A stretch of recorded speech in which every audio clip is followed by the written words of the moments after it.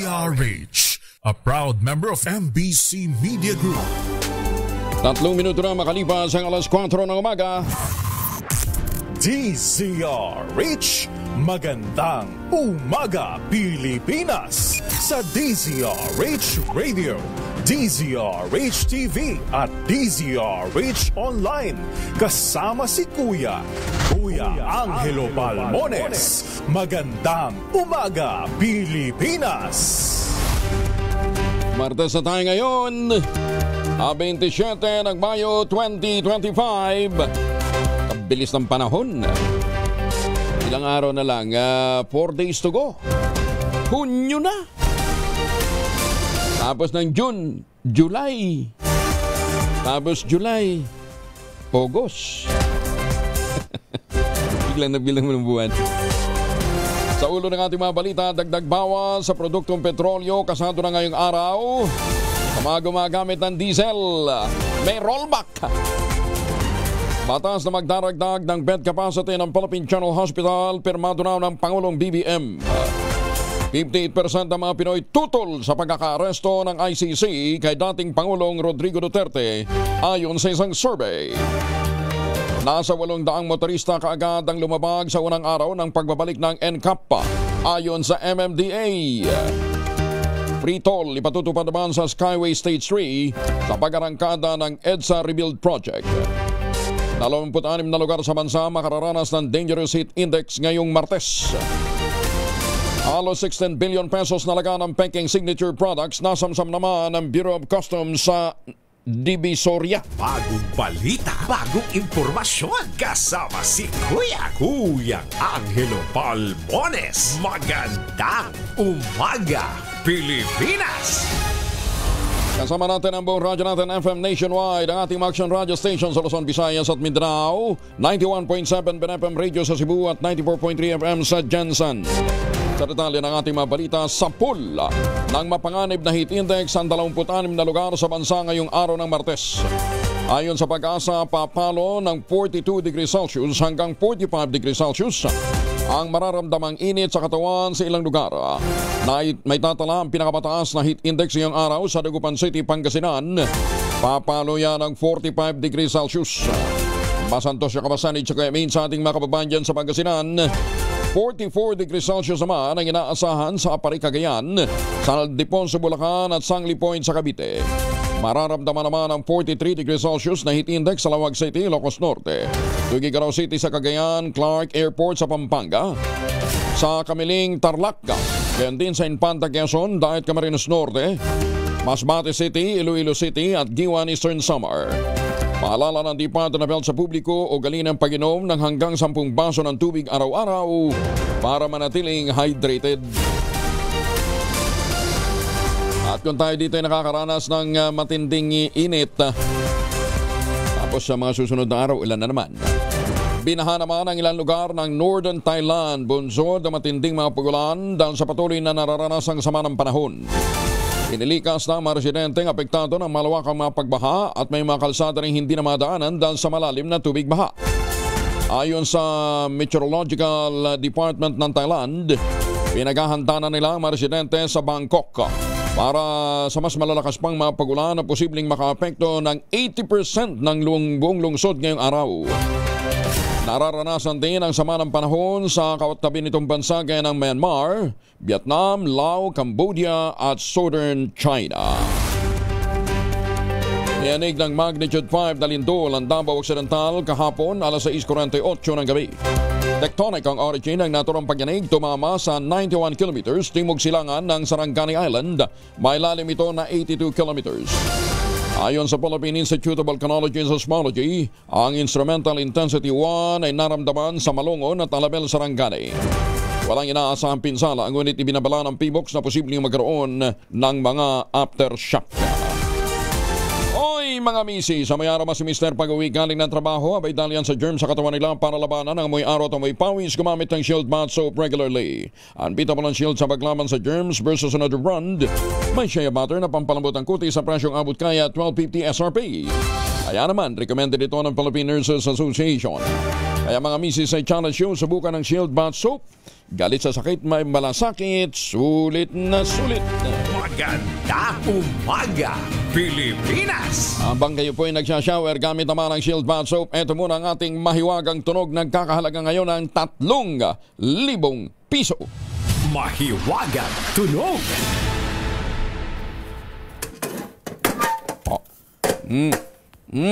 Ayan. Yung isang item niya na ating hinahanap ay gamit na gamit kapag panahon ng emergency. Ayan ha, giveaway na giveaway ha.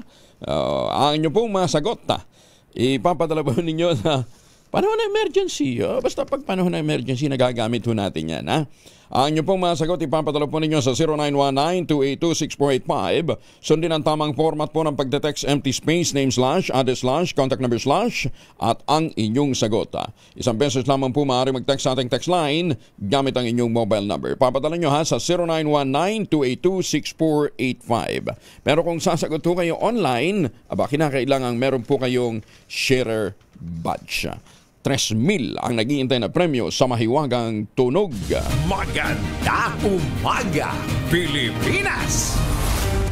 Nananawagan naman ang Philippine Amusement and Gaming Corporation of PAGCOR para sa mas matibay na kolaborasyon ng mga gaming industry stakeholders para matugunan ang gambling addiction sa bansa. Iginitang PAGCOR Chair at CEO na si Alejandro Tenco. Kailangan ng komprehensibong approach ng mga regulators, kasamang mga operators, mga policymakers at healthcare professionals para matugunan ang naturang usapin. Ayon kay Chairman Tenco, maliban sa paghatid ng impormasyon, mahalagang tumatayo din ang mga ito bilang partners sa pagpapaunawa at pagpapaiwas sa publiko sa posibleng banta ng gambling addiction.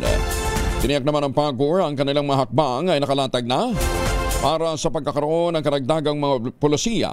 Gaya halimbawa ng automatic expulsion ng mga minor de edad, mga estudyante at mga government employees sa anumang gaming revenue o gaming venue. 10 minuto makalipas ang alas 4 ng umaga. Kasado na ipatupad ngayong araw ang dagdag bawas sa presyo ng mga produktong petrolyo. Full tank nyo na! Ayon sa Department of Energy, 20 centavos ang bawas sa bawat litro ng diesel. May bawas hindi dagdag 20 centavos per liter ang bawas sa kada litro ng diesel. 40 centimos naman ang sa kerosene, habang mayroong pagtaas na 10 sentimo kada litro sa gasolina. Batay sa anunsyo ng mga oil company, patutupad ang bagong price adjustment epektibo alas 6 ng umaga mamaya. Ang dagdag bawas ay bunsod ng posibleng US-Iran nuclear deal, pagluwag ng tensyong pangkalakalan sa pagitan ng Estados Unidos at ng China, at karagdagang imbakan ng langis sa Iran, pagtaas din ng kumpiyansa sa pandaigdigang demand ng langis. Okay, dapat mag-full tank na ho kayo habang maaga dahil baka next week mayroon na namang adjustment yan Alam nyo naman, magbabawas ng konting barya. Next week, mag-i-increase naman ng mahigit piso. Ganun lang talagang buhay natin 12 minutos na makalipas ang alas 4 ng umaga. Patay ang isang chairman ng barangay at dalawa nitong kagawad matapos barilin ang malapitan habang dumadalo sa flag raising ceremony sa harapan ng barangay hall sa Dasmariñas City sa Cavite. Kinilala ang mga biktima na sina Raul Atarde Balyo, 56 anyos, chairman ng barangay sa Litran, kagawad Jose Lagunes at kagawad Marvin Cañete. Sugatan naman ang isa pang opisyal ng sangguniang kabataan na si Christine Joseph Bonos. Nasa critical na kondisyon naman ito matapos na madamay sa naturang pamamaril. Batay sa police report, habang nasa flag raising ceremony ang mga opisyal ng barangay, bigla na lamang dumating ang suspect na si alias Ariel, dating barangay Tanod. Nilapitan si chairman at ang mga kagawad saka binaril ng malapitan mula sa likuran ng mga biktima. Matapos naman ang krimen, umuwi ng kanyang bahay ang suspect at nagbaril ng kanyang sarili na naging sanhi ng kanyang pagkamatay. Patuloy pang inaalam ng mga pulis kung anong motibo sa nangyaring krimen. Ay, sus, may ginoong buhay ito. Ang tao nga naman, 40th day ng pagpanaw ni Ate Guy, ginunita naman ng mga Noranians. Detalye na balita mula kay Gorgie Rula. Gorgie, good morning. Naging abala ang mga Noranians at mga malalapit na kaibigan ni Nora Aunor noong linggo dahil iyon na ang 40th day ng kanyang pagpanaw. Maaga pa lang ay nasa libingan na ng mga bayani ang mga anak ni Ate Gay at nagkaroon ng misa roon. Ang dami pa rin pumuntang mga fans na halos araw-araw ay dumadalaw sila doon sa libingan ng mga bayani. Kinahapunan naman ay nagkaroon ulit ng special screening ang pelikulang Fanay na obra ni Direk Adolf Alex. Ginanap ito sa Micro Cinema ng Victoria Sports Plaza sa Quezon City na dinaluhan ng mga artista ng naturang pelikula na sila Direk Loris Guillen, Althea Ablan at Angeli Bayani. Dumalo rin doon ang mga kaibigang artista kagaya ni na Joe Berry, Joe M. Bascon, Joel Saracho, Mercedes Cabral, Elora Españo at marami pa. Wala pang final date kung kailan ang theatrical showing nito pero may mga pelikula pa si Nora Aunor na hindi pa napapalabas sa mga sinihan at in-announce na nga ni Direk Adolf Alex na nakaschedule na for showing sa mga sinihan ang Kontrabida na pinagbidahan din ni Nora Aunor. At ang isa pang pelikulang Pinamagatang Laro ay nakatakda namang i-showing sa October na sa buwang iyon ay isa-celebrate naman nila ang anniversary ni Nora Aunor sa showbiz. Ang gusto raw nila ay meron silang event o selebrasyon sa mga mahalagang araw ng yumaong superstar at national artist. Gorgie Rula po nag-uulat mula sa showbiz ng DZRH, una sa Pilipinas, una sa Pilipino. Maganda umaga, Pilipinas! Ay, magandang umaga sa mga Noranians. Mga mamis, pwede ho tayong mag-laundry day today, ha? Kung ito ka ba kapag makapit, marikit at malupit ang mancha? All you need is Pride. At mapahirapan ang self-con sa Pride. Easy at worry-free naman ang laundry. Sa Triple Stain Away Formula, tanggal ang matitindi mancha based on Tessa Chocolate, Mud and Sabon on Cotton. Gawa po ito ng ACS. Halos 16 billion pesos talaga naman ang mga peking produkto ang nasabat ng sanib puwersang operasyon ng Bureau of Customs at ang global fashion brand na Guess sa Divisoria, Maynila. Dito nasamsamang mahigit 1.7 milyon na piraso ng peking produkto gaya ng bag, damit at accessories na may mga illegal na logo ng mga brand tulad ng Guess, Michael Kors, Louis Vuitton at Tory Burch.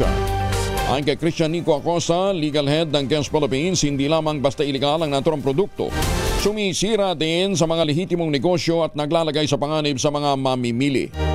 Sinabi pa ni Acosta, matagal nang itinuturong hotspot ng Guess at ng Intellectual Property Office of the Philippines ang mga sinilip na bodega at ibinenta rin ang mga ibinibenta naman ang mga nasabing peking produkto online. Magkakaroon na ng higit na 600 karagdagang bed capacity ang Philippine General Hospital. Ito yung makaraang lagdaan ng Pangulong Marcos sa batas na gawing 2,200 bed capacity ang PGH mula sa dating 1,334. Magmumula ang sa Annual General Appropriations Act ang pondo gagamitin para dito. Ang PGH sa isa sa mga ikinukonsiderang biggest modern government tertiary hospital na kayang magsilbi ng mahigit 700,000 pasyente taon-taon. Muli namang ipagpapatuloy ng National Food Authority ang pamimili ng palay sa Bulacan matapos na mapaluwag ang kanilang mga bodega. Ito ay bilang pagtugon sa direktiba ng Pangulong Bongbong Marcos na bumili ng palay ang NFA upang mampalakas ang kita ng mga magsasaka at madagdagan ang reserba ng bigas na kinakailangan upang mapanatili ang 20 peso per kilo rice program. Sinabi ni NFA Administrator Larry Lacson kay Agriculture Secretary Francisco Chulaurol Jr., ipinagutos na niya sa mga miller na bilisan ang pag-pick up ng mga palay mula sa mga warehouse ng San Ildefonso, Bulacan. Ayon naman kay Secretary Laurel, hanggang 5,000 sacks ng bigas ang kakasya ngayon sa espasyong bodega kasunod ng panawagan ng mga magsasaka sa lalawigan. Ituloy na ang pagbili ng kanilang mga palay. Napansamantalang itinigil ng NFA dahil sa kakulangan ng espasyo, bagay na sinamantala naman ng mga tusong negosyante para baratin ang presyo ng aning palay ng mga magsasaka.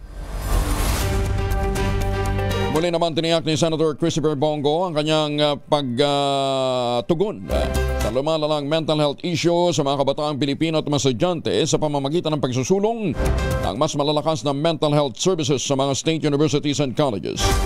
Ayon kay Senator Go, dapat agarang ma-institutionalize ang campus-based mental health program sa buong bansa, lalong-lalo na sa gitna ng ulat ng depression at pagpapatiwakal ng mga estudyante at mga young professionals.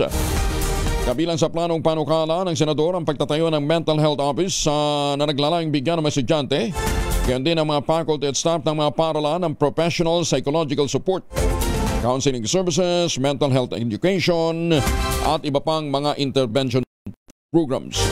Layo ng mental health office sa mga eskwelahan, paunahan ang awareness campaign at maisulong ang kulturang bukas sa usapin ang mental health. Marami ho kasi ngayon, syempre pagka nasasabing mental health issue, di ba, parang anong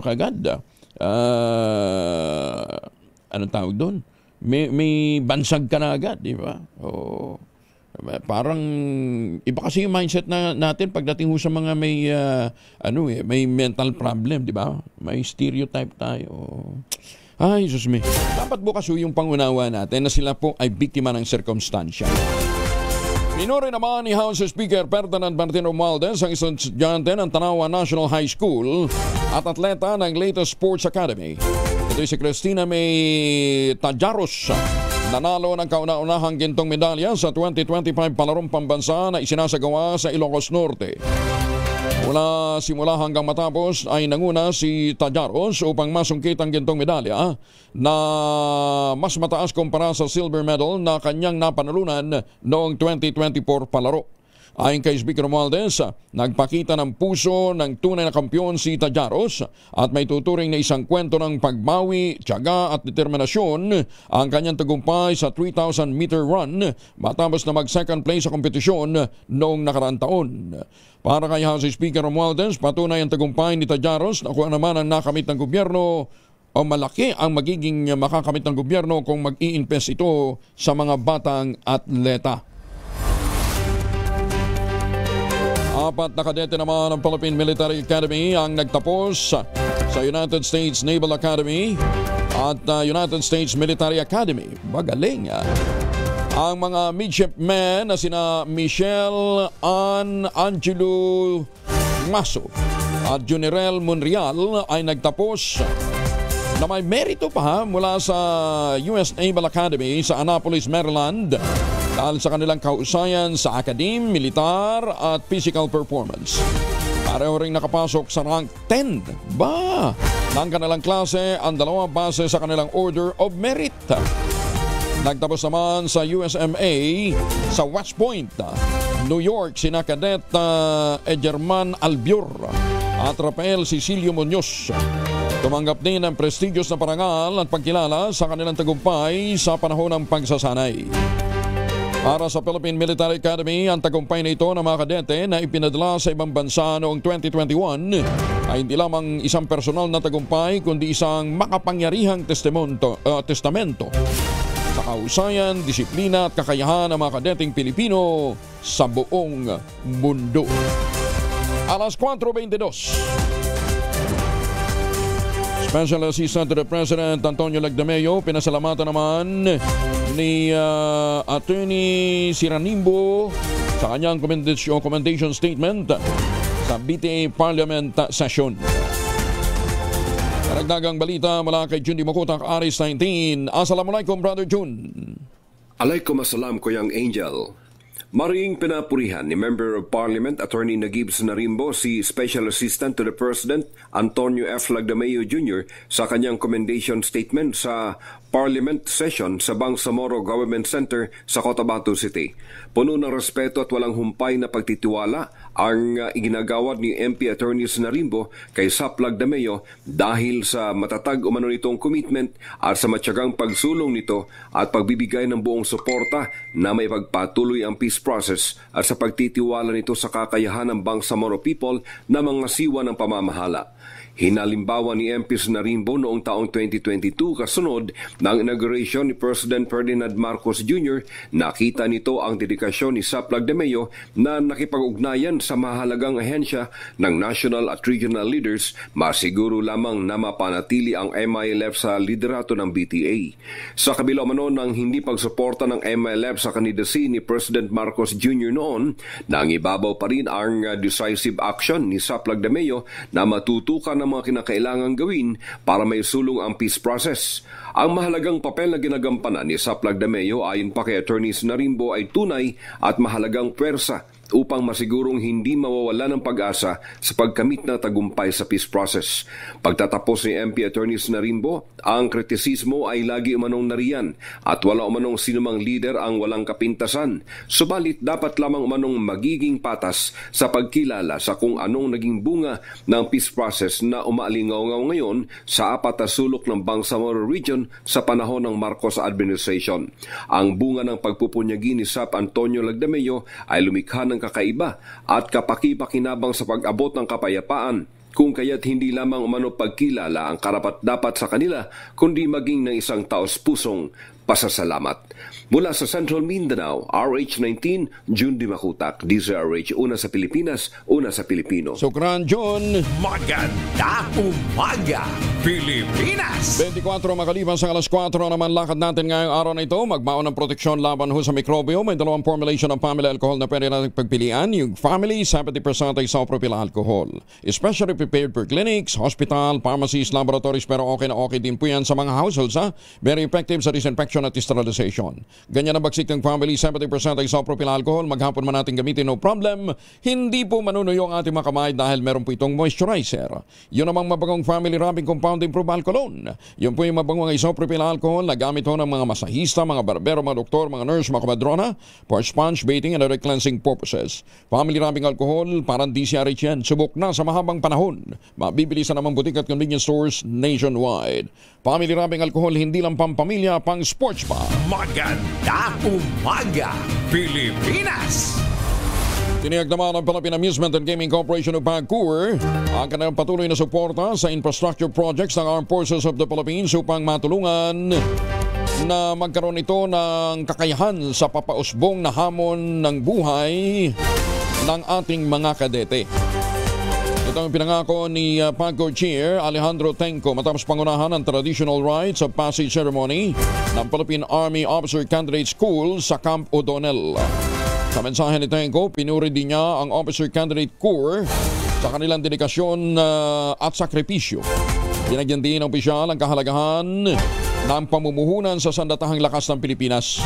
Para kay Tenco, ang pamumuhunan sa Armed Forces of the Philippines ay pamumuhunan para sa kapayapaan, demokrasya at pambansang katatagan.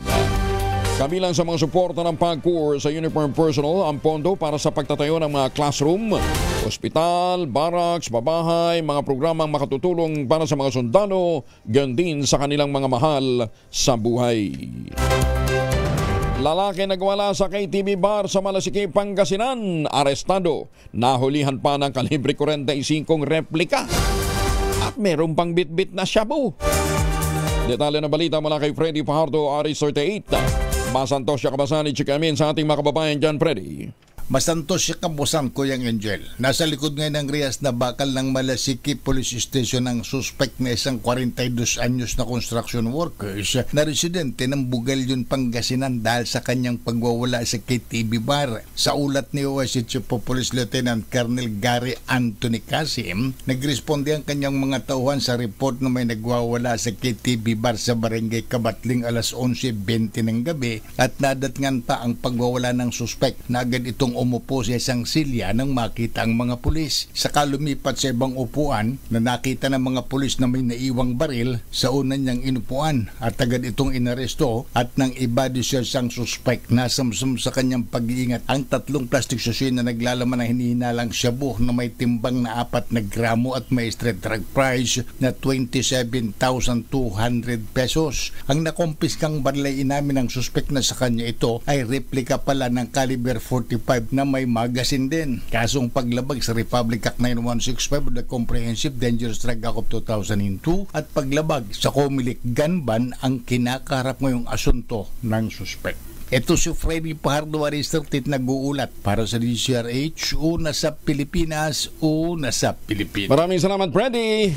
Maganda umaga, Pilipinas! Oy, paalala ha, may gun ban pa. Suportado naman ni Senate Committee on Sports Chairman Senator Bongo ang local athletic program ng iba't ibang mga paaralan, mga komunidad o mga lugar sa bansa. Para kay Senator Go, hindi lamang ito tungkol sa laro, kundi disiplina, pagkakaisa at pagbibigay ng oportunidad para lumago ang ating mga kabataan. Kabilang sa mga suportado ni Senator Go ang mga maliliit na barangay tournament at maging sports activity sa mga paaralan. Gaya na lamang ng Santo Rosario Sapang Palay College sa San Jose del Monte, Bulacan na natulungan ni Senator Go matapos na mag-request ang naturang eskwelahan ng kanilang mga training tools. Bukod pa rito, suportado rin ang mababatas ang mga sports equipment at mga athletic events sa mga barangay tulad ng Barangay Kabuluan sa Urdaneta City, Pangasinan at Barangay Hondagua sa Lopez, Quezon.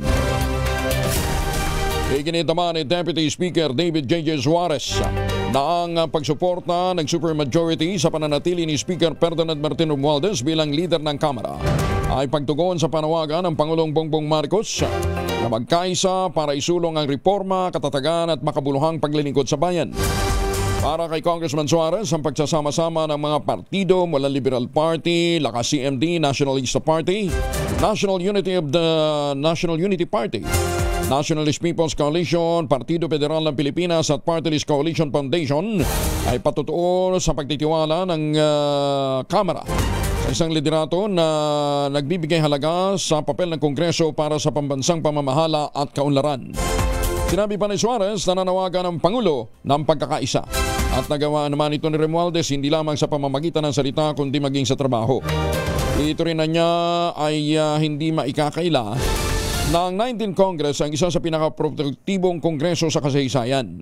At lahat nito ay dahil po sa liderato at pagiging responsable at maaasahan ng mga namumuno sa Kamara. Maganda umaga, Pilipinas! Maghahain ang kasong cyber libel ang kampo ni Senator Bong Revilla Jr. laban sa ilang individual at mga vlogger na nasa likod ng pagpapakalat ng fake news tungkol sa senador. Ayon kay Revilla, panahon na para kumilos laban sa mga paminsalang epekto ng fake news na pumupuntirya sa mga kandidato, lalong-lalo na pong nakalipas na eleksyon. Ginit Revilla, bagamat hindi niya kinikwestiyon ang naging resulta ng halalan, naniniwala siya na ang kanyang pagkatalo ay dahil maraming mga botante ang napaniwala ng ipinakalat na maling impormasyon laban sa kanya. Sinabi pa ng kanyang abogado na si Attorney Raymond Portun, magahain ang kanilang kampo ng nasa 5 hanggang 10 cyber libel cases. The camp of Senator Revilla is looking at the possibility of filing about 5 to 10 cyber libel cases against personalities on Facebook, social media, bloggers, and those who have their own websites who have spread fake news about Senator Bong, which he attributes to be the reason why he landed only 14th in the senatorial elections. What will happen first is that once that it is vetted, we will choose kung sino yung the ones who deserve really, no, to be charged. And we should be made responsible for this to serve as an example as well to the public. Hindi naman kinakailangan na lahat. Maganda umaga, Pilipinas! 32 na makalipas ang alas 4, pinaiimbestigahan na rin ang Kamara sa Philippine Statistics Authority at National Bureau of Investigation kung may mga kapangalan sina Attorney Chel Jokno at ang aktres na si Marian Rivera. Yan ay makaraang lumabas ang kanilang mga pangalan sa acknowledgement receipt ng sinasabing tumanggap ng confidential fund mula kay Vice President Sara Duterte batay sa isinamiting report naman ng Commission on Audit. Ayon kay House Assistant Majority Leader si Alonto Adjong, kabilang din sa kanyang pinasusuri ay ang signature specimen ng mga nabanggit na individual upang malaman kung sila ba o hindi ang lumagda sa acknowledgement receipt. Samantala sinabi ni Adjong, hindi nakatakda o nakatakda rin nilang suriin ang mga detalye ng mga entry na may mga pangalang Jokno at Rivera. Pedicab driver pinagsasaksak ng kapwa niya pedicab driver sa Dinalupihan, Bataan. Kung bakit alamin natin mula kay Danny Comilang, RH37. Danny, good morning. Naharap ngayon sa kasong frustrated homicide ang isang pedicab driver matapos pagsasaksakin nito ang kapwa niya pedicab sa Maligaya 1, Barangay Kataasan, Dinalupihan, Bataan. Sa ulat ng Danelupihan PNP, pinagsasaksak ang biktima na kinilalang si Arne Altares, 32 anyos, binata pedicab driver, residente ng 3rd Street, Purok 7, Barangay Santo Niño, Danelupihan, Bataan. Ng suspect na nakilalang si alias Renato, 37 anyos, binata, residente din na nasabi ding barangay. Batay sa paunang investigasyon, naganap ang insidente ng pananaksak alas 8:30 ng gabi. Ayon sa report at sa laysay ng saksi na si Edson Lapid, 40 anyos, binata at isa ring driver na pedicab, siya ay nakasakay sa pedicab na minamaneho umano ng biktima. Pagsapit sa lugar ng insidente, hinarang umano sila ng suspect at nagkaroon ng mainitang pagtatalo. Bigla na lamang umano nitong suspect hinugot ang patalim at paulit-ulit na sinaksak ang biktima sa iba't ibang bahagi ng katawan. Kinumpirma naman ng doktor na sumuri sa biktima na nagtamo itong biktima ng mga saksak sa leg at kanang binti na patuloy itong ginagamot. Samantalang hawak na ngayon ng mga otoridad ang suspect sa pananaksak. Danny Kubilang, RH37, DCRH, una sa Pilipinas, una sa Pilipino. Maraming salamat, Danny. May paaba kay kayungan sa ating mga kababayan dyan po sa Pampanga. Maganda umaga, Pilipinas! Ay, magandang umaga sa mga taga-Omaha, Nebraska. May buntag sa mga taga-Kinapawan City. Magandang umaga din po sa mga taga-Quezon. Kumusta na ho yung ating mga kakao dyan, ha? Sa tulong po ni Dr. Helen Tan, yung pong mga planting material ng kakao galing Davao, hinakot po yan para maitanim sa ilalim po ng mga nyugan ng Quezon. Kaya ngayon nagpo-produce na ho sila ng tangerine chocolate. Ang tangerine chocolate po ay produkto o brand ng mga magnaniyog at mga magsasaka dyan po sa lalawigan ng Quezon. Yung pong mga nagko-kopra dati, mga magnaniyog, ngayon hindi na lamang umaasa sa kopra, nagpo-produce na rin ho sila ng dekalidad na cacao beans, pinaprocess para maging tangerine chocolate. Available po ang tangerine chocolate sa 0919-095-5935. Pero kung gusto ho ninyo na iba pang mga variants, i-check po ninyo sa tangerinechocolate.ph. Ang mga raw materials sa mga variants na yan ay galing din po sa ani ng mga magsasaka. Ulitin natin, ha, available po yan sa 0919-095-5935. Ang sabi nga po ni Dr. Helen Tan, sino bang magmamalasakit sa Pilipino kundi ang kapwa Pilipino? Ang tangerine chocolate po gawang lokal, but taste and looks global dahil tinulungan po ito ng DOST at ng DTI. Sabi nga po ni Dr. Helen Tan, tangkilikin natin ang gawang atin dahil ito'y nagpapalakas sa ating lokal na ekonomiya. Maganda umaga, Pilipinas! Halos 70% o 6,000 mga micro, small and medium enterprises o mga SMMEs ang ng mga tenant ng SM Supermall ang sanib puwersang isa sa ilalim sa pagsasanay ng SM Supermall Department of Trade and Industry at ng Arise Philippines. Sa ilalim ito ng Business Continuity Planning Program o Workshop na inilunsad ng SM noong 2024. Ito ay naglalayong tulungan ng mga negosyante o mga MSME na maging disaster resilient at maging handa sa anumang mga pagsubok. Bahagi ito ng pagbuo ng DTI SM Calamity Recovery. Tawagin nila ay Care Boots na itatalaga sa mga mall na matatagpuan sa lugar na nasa lanta ng mga kalamidad. Ito po ang magsisilbing access point ng mga MSMEs na nangangailangan ng post-disaster support and assistance. Ang BCP workshop ay isinagawa sa iba't ibang SM Mall. Nag-aalok ito ng practical guidance on risk assessment, plan development at mga implementation system.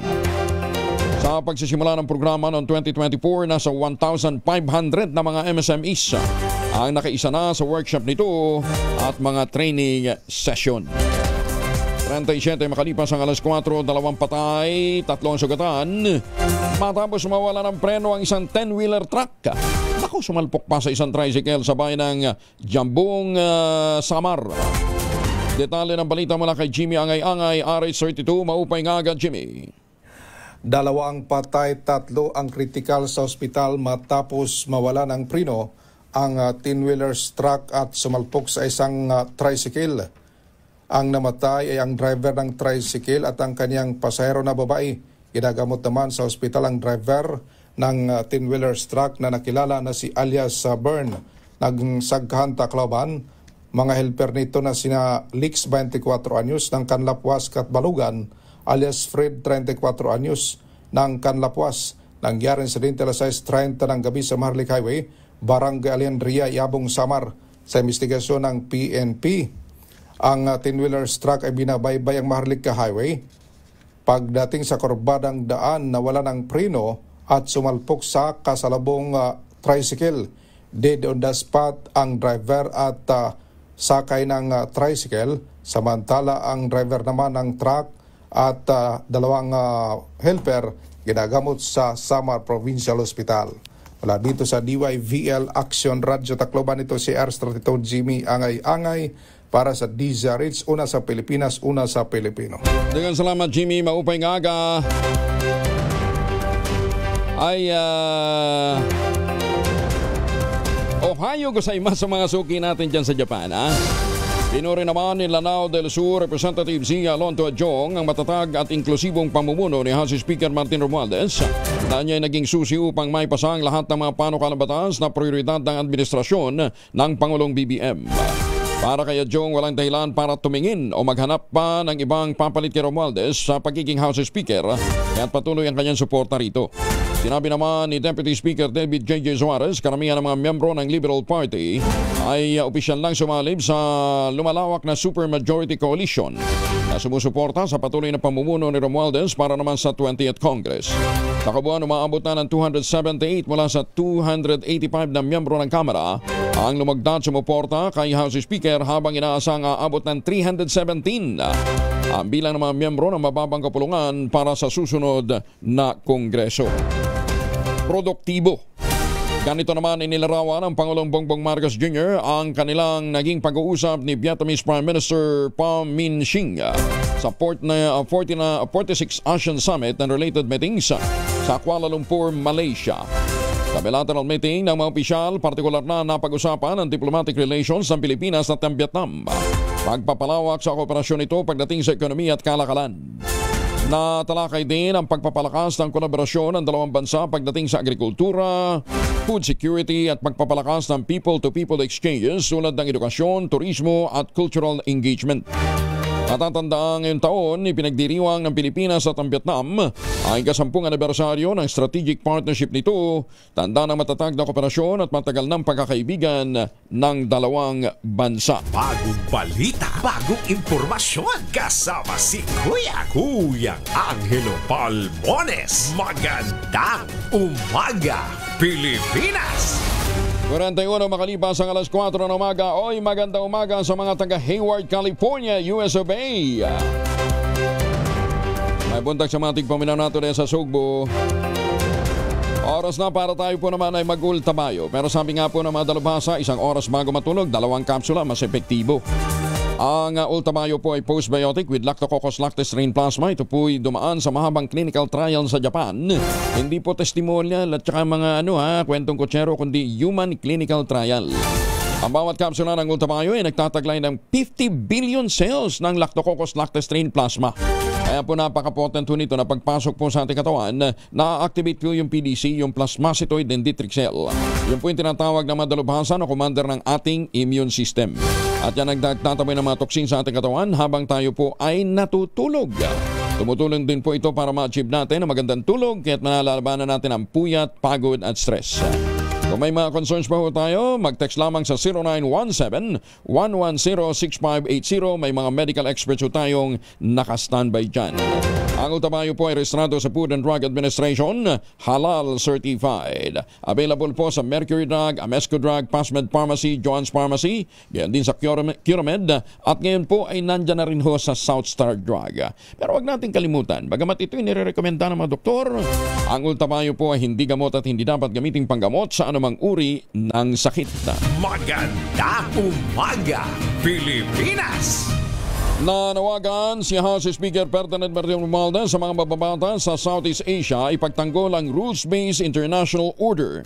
Bigyang kapangyarihan ng mga mamamayan at pamunuan ng pagbabago sa ASEAN sa pamamagitan ng paggawa ng mga makabuluhang batas. Sa kanyang talumpati sa harap ng mga pinuno ng mga estado at mga lider ng legislatura sa ika-14 na ASEAN Leaders Interface with Representative of the ASEAN Interparliamentary Assembly o AIPA, Ginanap ito sa Kuala Lumpur Convention Center sa Malaysia.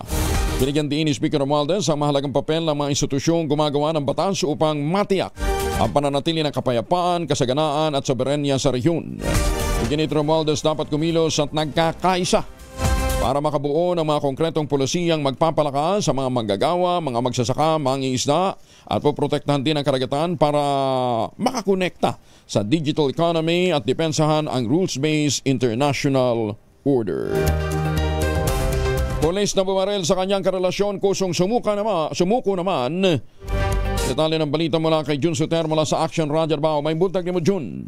Maayong buntag usab, Koyang Angel, isang pulis korporal na sangkot sa pamamaril at pagpatay sa isang babaeng negosyante na hinihinalang kanyang karelasyon ang kusang sumuko sa Digo City Police Station at kalaunay i-turnover sa Santa Ana Police Station, Station 1, alas 5 ng umaga noong Mayo 26, 2025. Sa pahayag ni Police Major Richin Lagnayo, Station Commander ng Santa Ana Police Station 1, ang insidente ng pamamaril ay naganap bandang alas 11 ng gabi noong Mayo 25 sa Palma Hill Street, Barangay 13-B, lungsod ng Davao. Ang suspect ay nakilalang si Police Corporal Marvin na nadestino sa Police Station 15 Ecoland na under ng Davao City Police Office at napag-alaman na may asawa.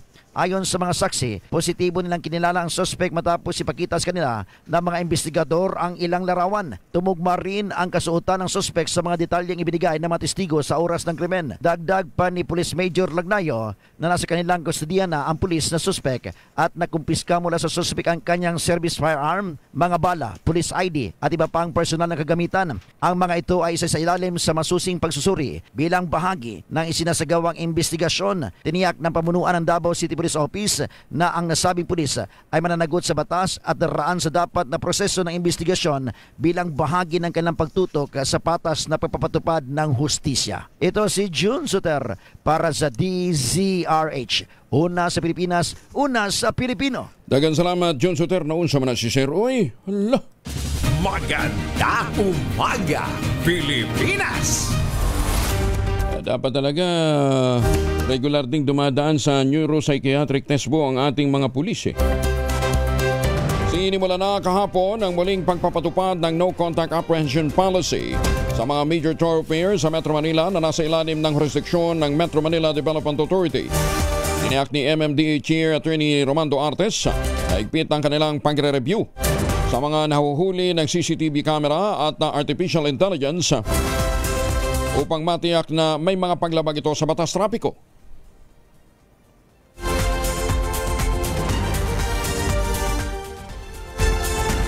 Para naman sa mga motoristang mapapatawa ng violation, maaari anyang itong i-contest sa pamamagitan ng pagbisita sa MMDA official website para mapadalhan sila ng kopya ng footage at maintindihan kung bakit sila hinuli. Paglilinaw ni Artes, hindi obligadong magbayad muna ng multa ang motoristang nais i-contest ang kanilang violation. Meron pong automatic review. Kanina po, pumalik po ako doon sa aming command center at tiningnan ko, meron na pong in 1 hour, may na-capture po sila na I think 399 violation. Dami nun AI. Tapos po, ang na-reject po ay 100 mahigit. Dahil ni-review po ng ating mga tao. So, doon niyo po makikita na ina-address po namin at nakikinig po kami sa hinaing po ng mga tao. Yun. At least merong redress mechanism kaagad. Nagbabala naman ang Metro Manila Development Authority laban sa kumakalat na link na nagsasabing maaaring ma-check online kung may violation sa ilalim ng No Contact Apprehension Program. Ayon sa MMDA, hindi nila ito official website at wala pa silang inaaprobahang online platform para sa NCAP checking at kasalukuyang inaayos pa nila ang kanilang website para dito. Pinayuhan din ng ahensyang publiko na huwag magbibigay ng anumang personal na impormasyon sa website tulad ng kanilang plaka at iwasan din ang pagpapakalat pa ng naturang link. Peke yan ha. Baka madali kayo ng mga iba't ibang kalokohan later on. Magkakasa ng ad-even scheme ang MMDA sa kahabaan ng EDSA. Oras na umarangkada naman ang rehabilitasyon nito sa June 13. Ito'y nangangahulugan na bawal dumaan sa EDSA ang mga sasakyang magtatapos sa plakang 13579 tuwing Lunes, Miyerkules at Biyernes. Ang mga plaka namang nagtatapos ng 0, 2, 4, 6, 8 ay hindi pa hintulutang dumaan sa EDSA tuwing Martes, Huwebes at Sabado. Maaari namang dumaan ang lahat ng mga sasakyan tuwing Linggo ayon sa MMDA. Ito po ay ginagawa natin dahil expected po na with this scheme ay magkakaroon po ng 40% reduction ng vehicle sa EDSA. Libre, walang bayad sa toll ang ilang bahagi ng Skyway Stage 3 sa oras na umarangkada na ang EDSA Rebuild Project. Yan po ay sa June 3 pa ha. Ayon naman kay Transportation Secretary Vince Dizon, may partikular na mga lugar lamang ang Skyway Stage 3 na libre ang toll para magsilbing alternatibong ruta sa mga motorista ang maapektuhan ng pagkukumpuni ng EDSA. Yan man sinabi ni Dizon na magpupulong pa sila ng Toll Regulatory Board at ng San Miguel Corporation at bang tukuyin ang mga bahagi ng Skyway Stage 3 na walang bayad ng toll. Oras na niya na ma-finalize ito, ilalabas nila ang kompletong detalye hinggil sa libreng toll sa Skyway Stage 3 bago pa man simulan ang aktwal na pagbubungkal sa kahabaan ng EDSA. Samantala, handa na ang new generators ng National Grid Corporation of the Philippines o NGCP. Kasunod dito ng 10,260 megawatts na available transmission capacity ng korporasyon. Dahil dito, iniimbitahan ng NGCP ang mas marami pang mga generators na may available transmission capacity na kontakin lamang ang NGCP Transmission Planning Department sa gridplanning@ngcp.ph. Ulitin natin ha, gridplanning@ngcp.ph. Maganda umaga, Pilipinas! Bangkay ng lalaki na nasa state of decomposition natagpuan sa baybayin ng Northern Samar. Detalye na balita mula kay Jane Galit Bantayan, RH34. Jane, good morning. Isang bangkay naman ng lalaki ang natagpuan sa baybayin ng Sitio Talugaan, Barangay 5, Capol Norte, Samar kahapon ng umaga. Walang nakakakilala na mga residente, hindi rin matukoy kung residente ito na nasabing lugar. Sa larawan mula sa Capol Municipal Police Station, makikita nasa state na decomposition ang nasabing bangkay, indikasyon na ilang araw na itong patay. Ang bangkay ay nakasuot ng green shorts na may number 18 at blue long sleeve sweatshirt. Nananawagan ngayon ng PNP Capol sa nakakakilala sa nasabing biktima at may nalalaman sa insidente na ipagbigay alam agad ang impormasyon sa Capol Municipal Police Station. Nagbigay rin ang Capol MPS ng hotline numbers na maaaring tawagan. Maaaring tumawag sa 0926-685-1788 kung Globe at 0963-268-9526 kung Smart. Hindi pa matukoy ang saninang pagkamatay ng natagpuang bangkay. Mula sa Aksyon Radyo Katarman sa lalawigan ng Northern Samar, RH34 Jane Galit Bantayan. Una sa Pilipinas, una sa Pilipino. Daghang salamat, Jane. Maganda umaga, Pilipinas! Magandang umaga sa mga suki natin dyan sa Cotabato City. Buenos dias, Zamboanga! Ay, Vice Mayor Benky Maco, kumusta ka na ha? Higit sa kalahati ng mga Pilipino ang hindi sang-ayon sa pagkakaresto at pag-turnover kay dating Pangulong Digong Duterte sa International Criminal Court sa The Hague, Netherlands. Ayon sa May 6 to 9 Pulse Asia Survey, 58% ng mga respondent ang hindi pabor dito, habang 26% ang sang-ayon, 16% naman ang undecided. Batay sa resulta, 96% ang mga hindi pumapabor sa pagkakadakip kay Duterte ay mula sa kanyang baluarte, yung Mindanao. Sinusundan ng Visayas na meron namang 60%. Karamihan naman sa mga sumang-ayon ay mula sa Metro Manila na may 43%. Sumusunod ang nalalabing bahagi ng Luzon na mayroong 35%.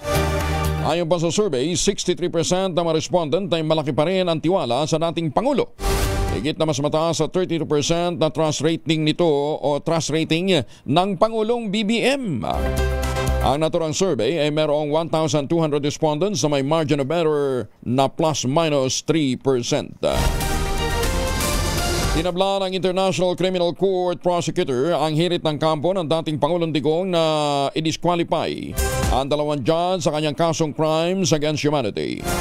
Sa request na ipinasa ni Nicholas Kaufman, lead counsel ni Mayor Digong, ipinadidisqualifikan nito ang dalawang pre-trial chamber judges.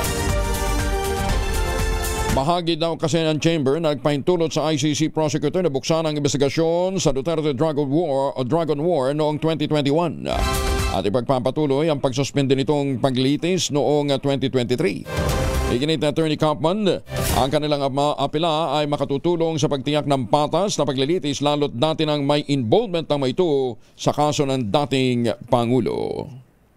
Inalmahan ni PNP Chief General Romel Francisco Marbil ang ulat na manoy pinipilit ng International Criminal Court investigators ang kanilang mga retiradong pulis para i-implicate ang dating Pangulong Digong. Kasunod dito ng naging revelasyon ni Senator Bato de la Rosa na may ongoing mission ang ICC sa Pasay City Hotel kung saan pinagbabantaan ang mga retired na mga pulis upang lumagda sa affidavit na mag-i-implicate sa kanya at sa dating Pangulo. Iginit na Bermil, walang pamimilit na nangyayari. Kaya hindi niya alam kung saan ang gagaling ang ganitong balita lalo't hindi naman anya sila sakop ng ICC. Una nang sinabi ni Senator De La Rosa, magkakasa siya ng Senate inquiry sa 20th Congress upang imbestigahan ang naturang usapin. Maganda umaga, Pilipinas! Senator Bong Revilla, biktima umano ng fake news kaya't natalo. Detalye na balita mula kay Raymond Dutma sa RH28. Raymond, good morning. Malaki ang paniniwala ni Senador Ramon Bong Revilla Jr. na siya ay nabiktima ng fake news kaya siya natalo sa katatapos na midterm election. Ayon kay Revilla, may orchestrated campaign laban sa kanya bago maghalalan gamit ang fake news. Ito ay ang pag-ungkat sa kaso nitong plunder sa Sandigan Bayan na pinagsasauli umano siya ng 124 million pesos. Sa kabila ito ng kanyang pagka-absuelto ng Sandigan Bayan. Paniwala ng senador, marami sa mga kabataan na gumagamit ng social media ang napaniwala sa mga fake news. Ito ang dahilan kung kaya't kumikilos na ito sa pamagitan ng kanyang abogado na si Attorney Raymond Fortun upang kasuhan ang mga nagpasimuno sa mga peking balita laban sa kanya. Sabi ni Attorney Fortun, hihilingin nila ang tulong ng National Bureau of Investigation upang matukoy ang mga pasimuno ng fake news at nasa 5 hanggang 10 katao ang kanilang kakasuhan ng cyber libel. Nilinaw naman ni Senator Revilla na pagamat nalungkot siya ay tanggap na niya ang resulta ng halalan at isa siya sa mga naunang nag-concede ng lumabas ang resulta nito. Ito si RH28, Raymond Dadpas para sa DZRH, una sa Pilipinas, una sa Pilipino. Maraming salamat, Raymond. Pahinga aga sa mga taga-Polo Tanhay City, dyan po sa Negros Oriental. At magandang umaga po sa mga taga Central Luzon. Baka naghahanap po kayo ng magandang investment opportunity, lalong-lalo na yung mga seafarers natin. Napabalik ng Pilipinas, may baong dolyar. Maghanap po tayo ng magandang negosyo. Isang magandang negosyo, paupahan. Ito na ho yung pinakamurang ready for occupancy unit ngayon sa buong housing industry with easiest term, 5% lamang of payment, pwede pang gives. Ang tinutukoy natin mga proyekto ng West Chester Realty sa Central Luzon, yung Sibera Mabalacat, Sibera Bacolor, Samira at Sibera Prestige. Ang gagawin ho ninyo, makipag-ugnayan sa 0996-501-5555 o sa 0947-434-5555. Ay, bementakin nyo, with 20,000 pesos all-in down payment, pwede ka na maglipat bahay agad 7 days after takeout ng Pag-ibig Housing Loan.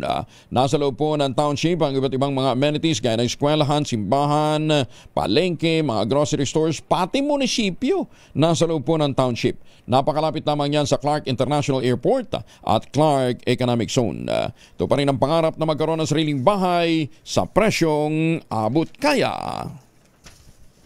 Umaga, Pilipinas! Minungkahi naman ang Department of Agriculture na panatilihin ng Pangulong Bongbong Marcos Jr. ang 15% na taripang ipinapataw sa mga imported na bigas hanggang sa Setyembre. Layon nitong mabawasan ang posibleng pagsipa ng presyo ng lokal na bigas dahil sa bagyang tumataas ang presyo nito sa world market, kasunod naman ang pagtatapos na ng harvest season. Una nang sinabi ni Agriculture Secretary Francisco Chu Laurel Jr., dapat gawing dahan-dahan, unti-unti ang anumang planong pagtataas ng singil sa taripa sa bigas upang maiwasan ang biglaang pagbabago ng presyo nito sa merkado. Matatanda ang sa pamamagitan ng Executive Order No. 62 na nilagdaan ng Pangulong Marcos noong Hunyo mula 35% ibinaba sa 15% ang pinapataw na taripa sa mga imported na bigas. Naglalayon lamang itong mapababa ang presyo ng pagkain at nang sa gayon bumaba din ang impact ng inflation. Magandang umaga, Pilipinas! Handa naman ang COMELEC na depensahan ang desisyon nitong suspindihin ang proklamasyon ni Jeril Harold Respicio bilang Vice Mayor ng Bayan ng Reyna Mercedes sa Isabela. Ito'y makaraang maghain ng petisyon sa Respicio sa Korte Suprema para ipawalang bisa pa siya ng COMELEC at may proklama siya bilang nanalong vice-alkalde. Iginiit ni COMELEC spokesperson Attorney John Rex Laujanco, handa ang COMELEC na magpaliwanag sa Korte Suprema kasabay ng naging commitment nitong susunod sa anumang magiging kautusan ng hukuman. Sinuspende ng full body ang proklamasyon ni Respicio dahil sa nakabimbing reklamo laban sa kanya dahil sa manoy unlawful use of publication at unlawful utterances. Magandang umaga, Pilipinas! Nasa 165,000 pa rin ang kakulangan ng mga classroom sa mga pampublikong paaralan sa buong bansa. Sinabi ni Education Secretary Sani Angara, dahil sa naturang kakulangan, posibleng ipatupad muli ang double o triple shifting sa pagbubukas ng school year 2025-2026 sa June 16. Sus, may Ginoo. Triple shifting, edi alas 6 pa lamang nag-uumpisa ng klase. Anong oras gigising yung bata? Paliwanag ni Angara, hindi kasi kakayanin ang kasalukuyang budget na tugunan kaagad ang nararanasang classroom shortage. Aabutin din niya ng 30 taon kung gagamitin ang kasalukuyang pondo dahil buong bansa naman ang may problema sa naturang shortage. Pinakamarami niyang estudyante ay nasa Region 4A, NCR o National Capital Region at halos lahat ng lungsod ay may mataas ding backlog. Ganyan, punto ng kalihim, malaki may tutulong ng mga partnership sa DepEd para matugunan ang kakulangan ng mas mabilis. Gaya na lamang ng pakikipag-ugnayan sa Generation Hope.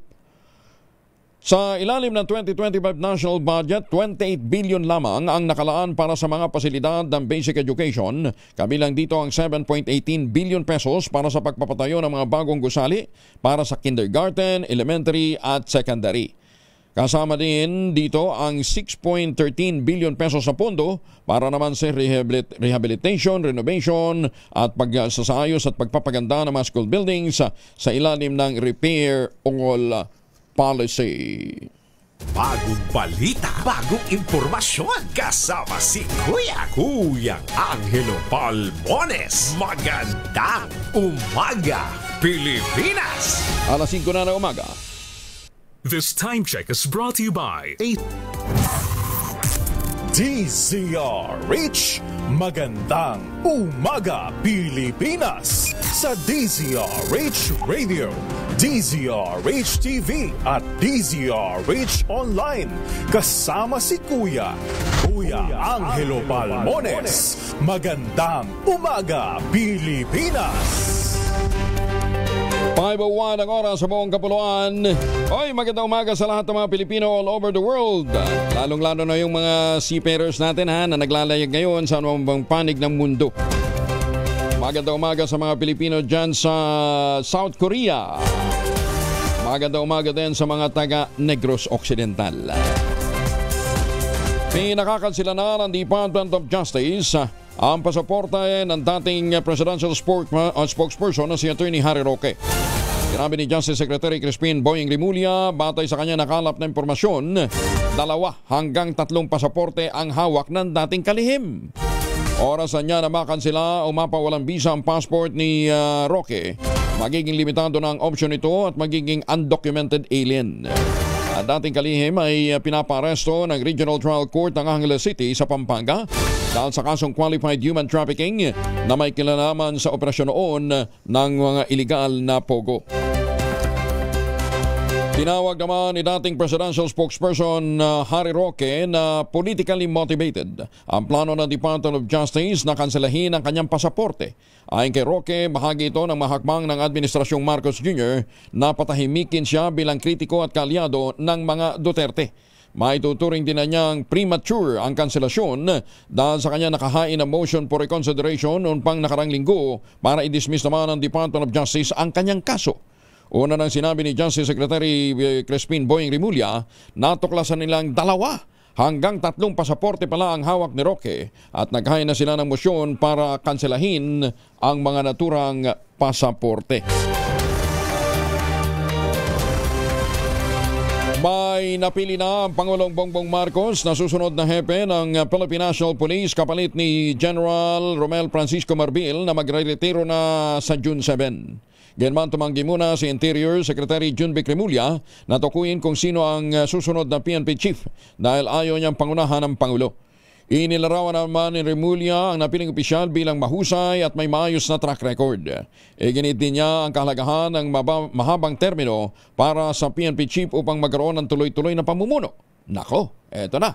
Kabilang sa mga matunog na contenders sa mga napapalit po sa susunod o magiging susunod na PNP chief, sina Lieutenant General Jose Melencio Nartates Jr., produkto ng PMA, Lieutenant General Robert Rodriguez, Lieutenant General Edgar Alan Ocubo, Major General Nicolas Torre III, pawang mga miyembro po naman ng PNPA at si Major General Anthony Aberin. Si Major General Anthony Aberin ang kasalukuyang hepe ng NCRPO. Magandang umaga, Pilipinas! Ay, magiging mainit daw po ang ilang bahagi ng Pilipinas ngayong araw na ito. May karagdagang impormasyon tayong kukunin mula kay Kaobet Madrina. Kaobet, good morning! Magandang umaga po, Sir Angel. Magandang umaga sa mga tagapakinig natin. Yes po, tama po kayo, no? In-expect pa rin natin ngayong araw, mainit na panahon pa rin maranasan, partikular na sa malaking bahagi ng Luzon. Pinakamataas po na damang init or heat index natin ay maring maranasan sa Dagupan City sa Pangasinan, na maaaring umabot hanggang 45 degrees Celsius, habang dito sa Metro Manila, aabot na hanggang 42 degrees Celsius yung heat index natin. Bagamat palapit na nga tayo sa panahon ng tag-ulan, possible po by next week or 2 weeks from now, ay asahan pa rin natin nga itong mainit na panahon. At maulap na kalangitan naman na mas malaking tsansa ng mga pag-ulan ang maaaring maranasan sa Palawan, Western Visayas, Zamboanga Peninsula, na dulot ito ng Intertropical Convergence Zone or ITCZ. At kagaya nga po ng binanggit ko, kahit na mainit na panahon pa rin yung mararanasan, ay in-expect natin ang mga thunderstorms sa hapon hanggang sa gabi, lalo na papunta na tayo sa panahon ng tag-ulan. Wala po tayong nakataas na gale warning sa ngayon, kaya ligtas sa pumalawat yung mga sakyang pandagat at malilit na mga bangka sa mga baybay natin bansa. At wala rin po tayong minomonitor na low pressure area sa ngayon, kaya posible for this week, malit pa yung chance na magkaroon tayo ng bagyo, Sir Angel. At yan po ang lagay natin panahon mula sa Pag-asa Weather Forecasting Center, Obet Badrina. Magandang umaga po. Ka-Obet, hindi to sa Pilipinas, outside of Parano, ha? Ano nangyayari sa Thailand? Ba't lubog yung kanilang malaking bahagi ng Thailand, pati Vietnam, na threatened kayo ng mga pagbaha? Opo, possible po, no. Actually po during this time, meron, mas familiar kasi tayo sa tinatawag na southwest monsoon o habagat. Meron pa pong isang monsoon din, actually bahagi rin ito nung tinatawag na Asian monsoon, no.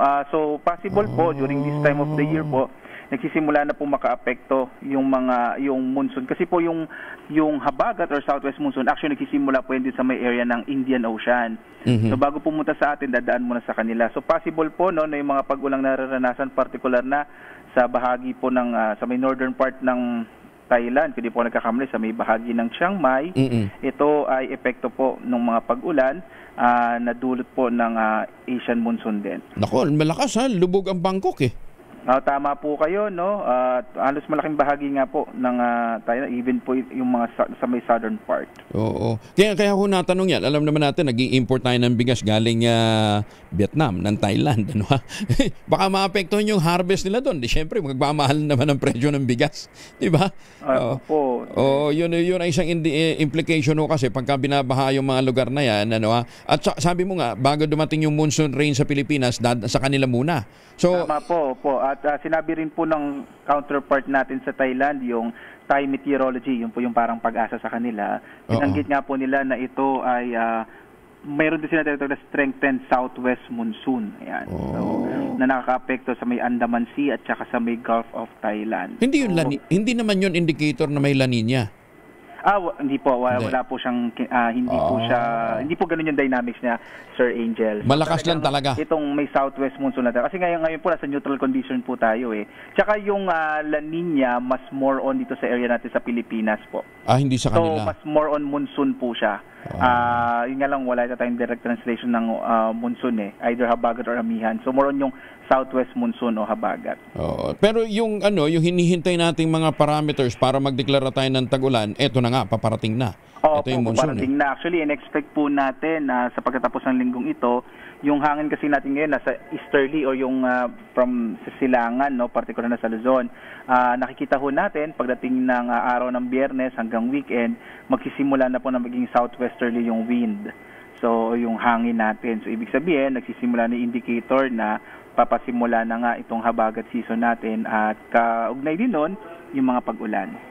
Sana naman, huwag kasing lalakas nitong tumatama ngayon dyan sa may area na yan ng Thailand at saka Vietnam, ha? Sana nga po, tama po kayo. Oo, kasi kung hindi, mapiperwisyo na naman tayo, ha? Opening pa naman ang classes ng June. Tama po. Binalik ng June ang opening ng classes, kaya naku. Pero dito sa atin, towards the weekend, anong inaasahan natin na weather outlook? Actually, possible po na itong western section ng Luzon, so yung area natin ng Zambales, Saan, even some parts of Metro Manila, at yung area ng Palawan, dahil nga po sa magiging southwesterly na o yung hangin nagmumula na sa dito po sa may Timog Kanluran or southwest, possible po na magiging maulap or mas malaking tsansa ng mga pag-ulan dun sa nabanggit kong area. Ay, nako siya. Sige, i-ready nyo na inyong mga pananggalang, mga bota.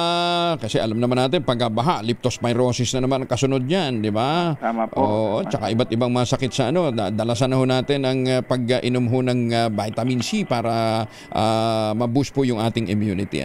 Pero syempre, kinakailangan ng iba yung pag-iingat. Pero today, Kaobet, patuloy yung mataas na init, damang init sa ilang bahagi ng kapuluan, Opo, in-expect pa rin natin yan, Sir Angel. Okay, Kaobet, maraming salamat. Ingat po kayo. Magandang umaga. Magandang umaga po. Ay, teka muna, hindi ka kasama sa Subic? Kaobet? Yes po, sir. Hindi ka sumama sa Subic? Hindi po ako kasama. Kailangan po may taong bahay. Ganun ba? Kailangan may maiwan pong forecaster. Kami po yung naiwan na kayo yung naiwan. Ayan. Siya. Sige, ingat ha. Maraming salamat. Maraming salamat po. Si Kaobet Badrina mula po sa Pag-asa. Maganda umaga, Pilipinas! Ano ba po ang lakad natin ngayong araw nito? Magbaon din ng proteksyon laban po sa mikrobyo. May dalawang formulation ng family alcohol na pwede nating pagpilian. Yung family 70% isopropyl alcohol, especially prepared for clinics, hospital, pharmacies, laboratories, pero okay na okay din po sa mga households. Very effective sa disinfection at sterilization. Ganyan ang bagsik ng family, 70% isopropyl alcohol. Maghapon man natin gamitin, no problem. Hindi po manunuyo ang ating mga kamay dahil meron po itong moisturizer. Yun namang mabangong family rubbing compound improved alcohol. Ayun po yung mabangong isopropyl alcohol na ginagamit po ng mga masahista, mga barbero, mga doktor, mga nurse, mga kumadrona for sponge bathing and other cleansing purposes. Family rubbing alcohol parang DCRH book na sa mahabang panahon. Mabibili sa namang butik at convenience stores nationwide. Family rubbing alcohol hindi lang pampamilya, pang sports pa. Maganda umaga, Pilipinas! Usong-uso din po ang mga road accident. Isang patay sa salbuk nga ng isang elk truck at motorsiklo sa Tublay, Benguet. Detalye na balita mula kay Romy Gonzalez sa RH41 ay Bagdebigan Romy. Nasawi ang isang backrider matapos masangkot sa isang vehicular accident sa kilometer 17 ng Ambassador Tublay, Benguet. Ang biktima ay isang 22 anyos na binata na nakatira sa barangay Ambassador. Batay sa report ng Tublay Municipal Police Station, nasangkot sa insidente ang isang elk Isuzu truck na minanay naman na isang 27 anyos na residente sa Bauco Mountain Province. Batay sa report, binabagtas ng elk truck ang bahagi ng kilometer 17 patungo sa Atok at habang nag-overtake at pabalik na sana sa kanyang linya ay nakasalpukan nito ang kasalubong na motorsiklo na patungo sa bahagi ng La Trinidad, Benguet. Nagresulta sa pagkawala ng malay ng rider at nagtamo ng sugat sa katawan. Kagad na nagresponde ang mga miyembro ng Emergency Medical Services ng Bureau of Fire Protection ng Tublay at isinugod ang biktima sa Benguet General Hospital. Subalit dineklara itong dead on arrival. Ang driver ng elk ay isinailalim sa custody ng Tublay Municipal Police Station para maimbestigahan. Ito si RH41 Romy Gonzalez para sa DZRH. Una sa Pilipinas, una sa Pilipino. Romy, kumusta ang paakyat ng Baguio? Okay pa? Okay pa naman so far. At kahapon medyo maraming tao kahit na hindi weekend. Oo. Kasi malamig pa, humahabol sa bakasyon. Oo, tama. Sige, ingat Romy, Just Egnina. Okay, back to you, Sir Angel. Target naman na matapos ng Department of Transportation ang nasa 2 istasyon ng Metro Manila Subway Project bago matapos ang termino ng Pangulong Bongbong Marcos sa 2028. Ayon kay Transportation Secretary Vince Dizon, simula nang maupo siya bilang kalihim ng ahensya nitong Pebrero, sinimulan na nilang trabahuin ang pangkuha ng right of way. Naniniwala naman si Dizon na kung matatapos ang 2 subway station bago matapos ang termino ng Presidente, maibabalik ang kumpiyansa ng publiko sa mga programa na isinasagawa ng administrasyon. Matatandaan 2029 pa sana unang target na matapos ang nasabing proyekto, ngunit nalipat ito ng 2032 dahil sa pagkaantala sa pagkuha o pag-ayos sa mga problema ng right of way. Maganda umaga, Pilipinas! 14 makalipas ang alas 5 ng umaga. Kasama si Kuyang Angelo Palmones. Magandang umaga, Pilipinas!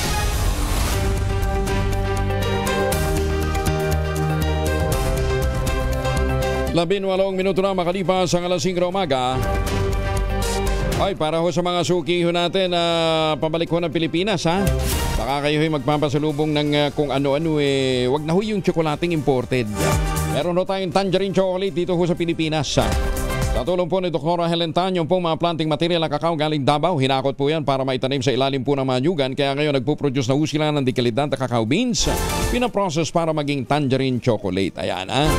Ang tangerine chocolate nga po ay produkto ng mga magdaniyog ng mga magsasaka dyan po sa lalawigan ng Quezon. Available po yan sa 0919-095-5935. May mahigit 10 variants po ang tangerine chocolate. Pwede nyo i-check sa tangerinechocolate.ph. Ang mga raw material niyan ay galing din po sa ani ng mga magsasaka. Kaya sabi nga po ni Dr. Helen Tan, yan pong tangerine chocolate 100% gawang lokal. But taste and looks global. May pagmamalaking gawang atin. Tinulungan po ito ng DOST at saka ng DTI. Kaya sa bawat tangkilik natin ng tangerine chocolate, sabi po ni Dr. Helen Tan, pinalalakas natin ang loob ng ating mga magsasaka, pinalalakas din natin ang ating lokal na ekonomiya.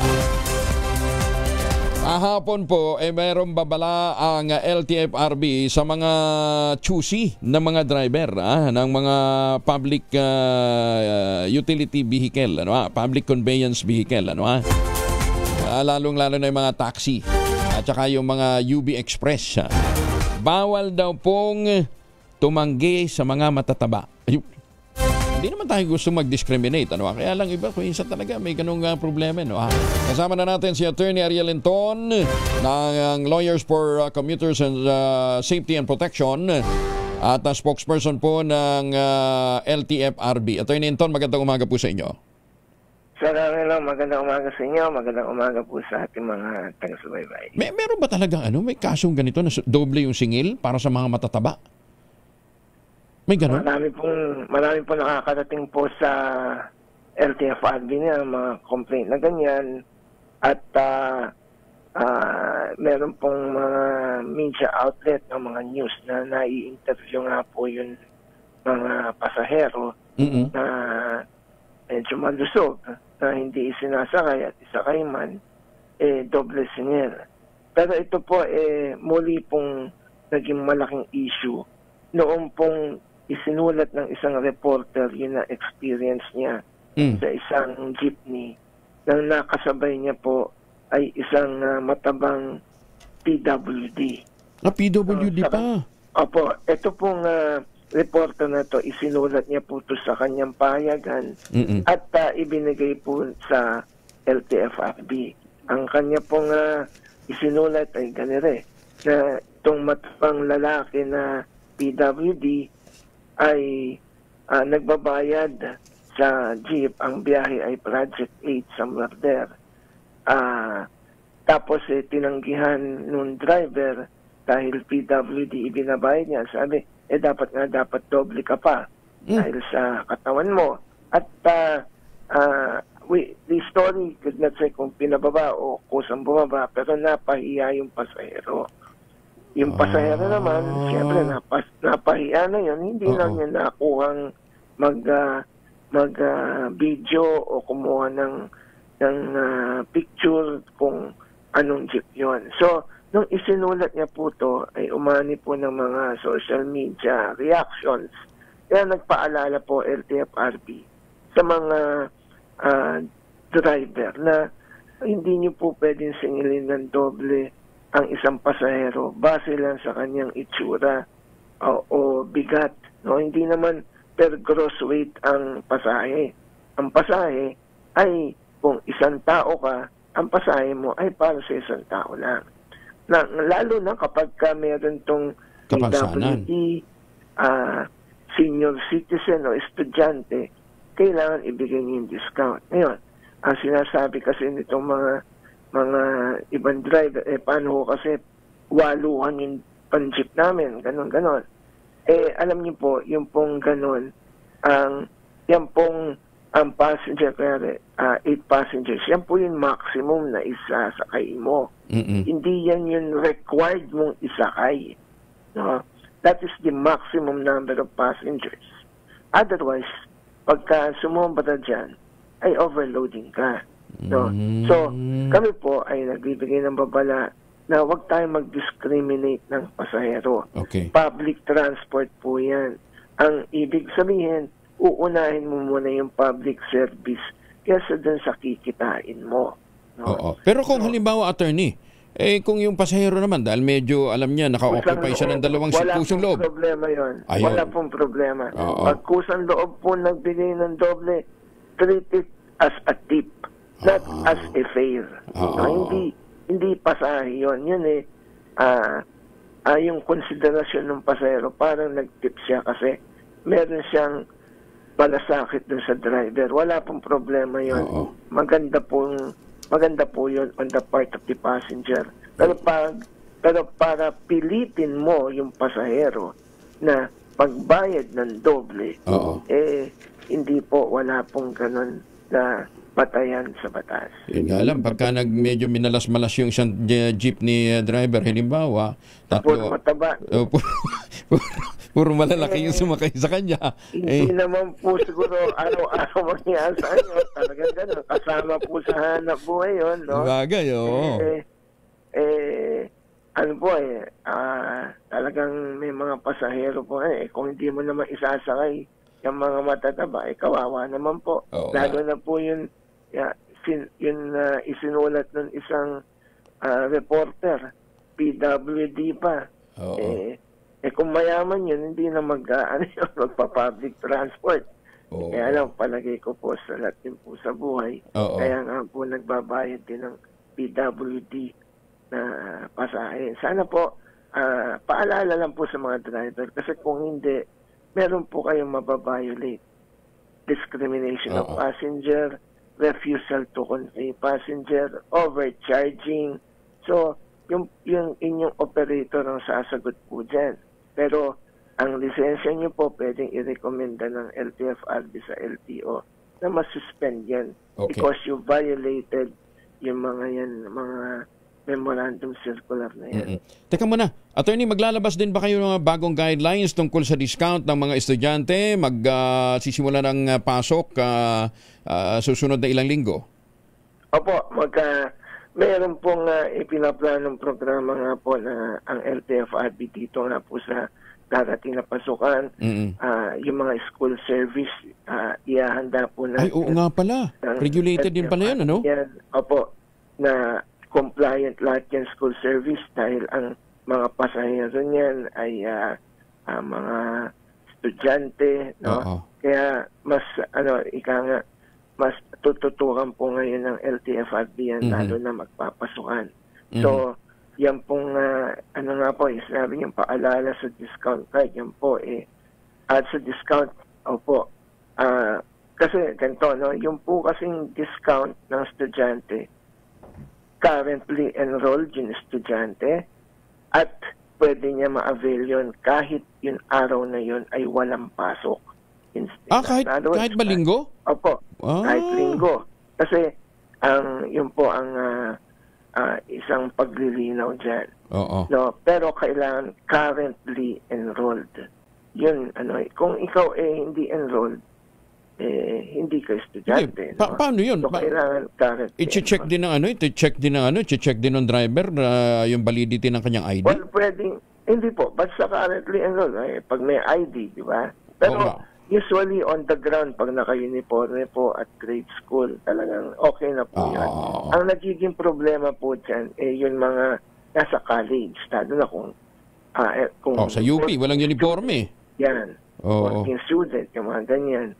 No, so it's important you bring your school ID at registration card para kasi doon nagiging stricto lalo sa mga bus, lalo na yung mga biyaheng provincial, siyempre tinitingnan ng mga conductor yun. Pero sa jeepney po, yung mga driver pag nakita naman po na naka-uniforme, grade school, hindi na po nagre-require yung mga yan Teka nga pala, attorney, ang sundalo ba, police o yung mga uniform personnel natin, libre ba talaga sumakay sa bus, sa public transport? Wala, sa pagkakaalam ko po, wala pong ganyang memorandum. Walang ganon, ha? Kasi kung minsan pagka sinabi, tatapikin niya, badge. Tatapik lang naman, badge. Badge. Pagkatapos yung iba, abusado pa May bit-bit pang kasama Kasama ko yan, ha? Nagbitbit pa nagdamay pa ng lilibubukong na lang di ba? Negosyo 'yan. Wag naman nating balahurain yung negosyo. Yung mga may discount 'yan, may batas po para diyan. Okay. Ngayon kung walang batas, hindi po kung hindi required na ilibre mo po yung mga pasahero. Actually, nakakatuwa nga yung mga uniform personnel natin na sila may mismo ang nag-aabot ng bayad nila. Di ba? Nakakaano yun. Pero yung iba yung bumukong na nga may kasama pang alalay Di ba? Patapik-tapik lang. Lalong-lalo na sa probinsya. Naku, usong-uso yan, Attorney Inton. In the meantime, maraming salamat. Abangan namin yung magiging guidelines para sa discount ng mga estudyante.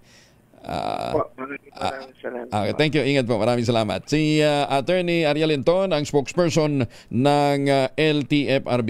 Ayan paalala ho sa mga, wag tayong magdi-discriminate, tsaka bawal ho mamili, yung bang tatanungin mo kaagad na ano ba ito? Imi-metro natin o kontrata?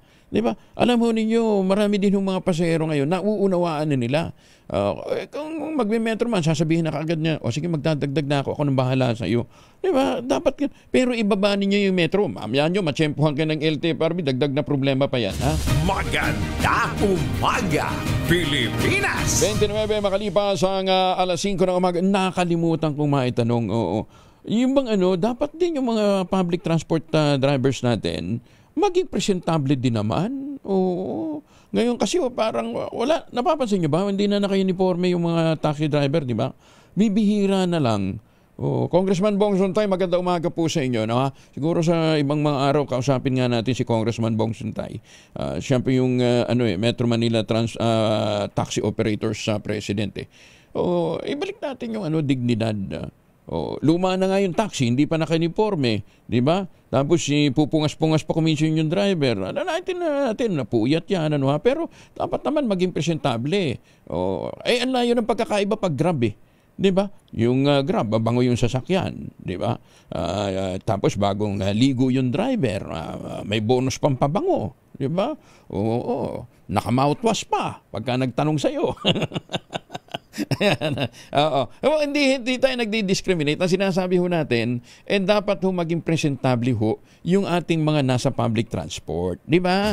Maganda umaga, Pilipinas! 31 na makalipas ang alas 5 ng umaga. Miyembro po ng Mapitagan class ng PMA. Nasa 80 ang kanilang mga birthday celebrators. Sina Boss Paul Palacio at saka si Boss Rapi Torres, nagdiriwang po ng kanilang birthday ngayon. Happy birthday, Boss Paul at Boss Rapi. Oy, tsaka nagpapaabot tayo ng ating pakikiramay kay Ma'am Cecil Riamon Sadang. Ito po ay kapatid ni Captain Bong Riamon, yung ating kaibigang pilotong magsasaka. Ayan, piloto na magsasaka pa. Ang labi po ni Ma'am Cecil Riamon Sadang o Ate Ceci ay nandyan po sa kanilang residence, sa Sadang Residence, San Pablo Street, Lagao, General Santos City. Kapatid po siya ni Captain Bong Riamon. 34 na makalipas ang alas 5 na umaga. Ay magandang umaga din syempre sa mga suki natin. Evan Lang dyan po sa Las Vegas, Nevada. At syempre yung Midnight Singers po natin na araw-araw pa rin po nakatutok sa atin. Ano nga? Kahit sila po nasa mga lansangan para po sa kanilang roadshow. Boss Manny, Sir John, Sir Art, Tita Linda, Tita Cora, at the beautiful, ever beautiful Ma'am Lloyds. Ingat kayo sa inyong biyahe, ha? At sa mga suki natin dyan sa New York, US of A, ha? Magandang umaga. At saka syempre, dan ho sa Canada. Lalong-lalo na dun sa may Vancouver, ha? Good morning. Kumusta na ho kayo? 34 na makalipas ang alas 5 na umaga, oras na tayo para po'y mag-ultabayo. Pero ang sabi nga po ng mga dalabahasa, 1 oras bago matulog, 2 kapsula. Mas may enjoy natin ang mga benepisyo ng ultabayo. Ano nga bang ultabayo? Ang ultabayo po ay postbiotic with lactococcus lactose plasma. Duman po ito sa human clinical trial, mahabang human clinical trial. Hindi po testimonial, hindi po mga kwentong kutsero, kundi human clinical trial. At ang bawat kapsula ng ultabayo ay nagtataglay ng 50 billion cells ng lactococcus lactose plasma. Kaya po naman napaka-important po nito na pagpasok po sa ating katawan, ina-activate nga po yung PDC, yung plasmacytoid dendritic cell. Yan po yung tinatawag na madalubhasa na commander ng ating immune system. At yan ang tumutulong para maitabo yung mga toksin sa ating katawan habang tayo natutulog. Nakatutulong para ma-achieve natin ang magandang tulog para malabanan ang puyat, pagod at stress. Ayan. Siyempre, pagka magandang gising, maganda din po ating disposisyon sa kinabukasan. Ang ultabayo po ay rehistrado sa Food and Drug Administration, halal certified. Kung meron pa tayong mga katanungan, may mga concerns tayo, po pwede tayong mag-text sa 0917-110-6580. Ang ultabayo po ay rehistrado nga sa Food and Drug Administration, halal certified, rekomendado ng mga doktor, available sa Mercury Drug, Amesco Drug, Pasmed Pharmacy, John's Pharmacy, Curamed at Southstar Drug. Pero huwag nating kalimutan, ang ultabayo po ay hindi gamot at hindi dapat gamitin panggamot sa anumang uri ng sakit. Bagong balita, bagong impormasyon, kasama si Kuya Angelo Palmones. Magandang umaga, Pilipinas! Magandang umaga sa mga Pilipino dyan po sa Hong Kong. Lalong-lalo na yung mga Pilipino nagtatrabaho sa Disneyland. Nasa mabuting kalagayan ang lahat ng 20 Pinoy seafarers na lula ng lumubog na container ship na MSC Elsa 3 sa India. Ayon sa Department of Foreign Affairs, Undersecretary for Migrant Workers Affairs Eduardo de Vega, ligtas at nasa kustodiya na ng Indian authorities ang naturang mga Pinoy.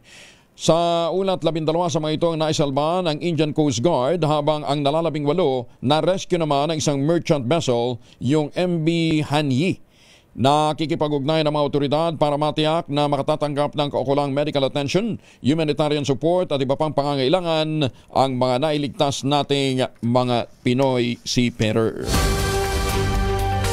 Kasado na sa July 27 ang ikalawang Panran Awareness Campaign naman kaugnay ng West Philippine Sea. Gaganapin ito sa Carino Grandstand sa Maynila. Ito ay sa pangunguna ng Run Rio Incorporated, organizer ng nakatakdang Panran, katuwang ang National Task Force for West Philippine Sea, Philippine Coast Guard, Philippine Information Agency at National Youth Commission. Ayon kay Andrew Neri, General Manager ng Run Rio, layo ng Panran na magkaroon ng kamalayan ng publiko sa kahalagahan ng pagpoprotekta sa maritime rights at resources ng Pilipinas.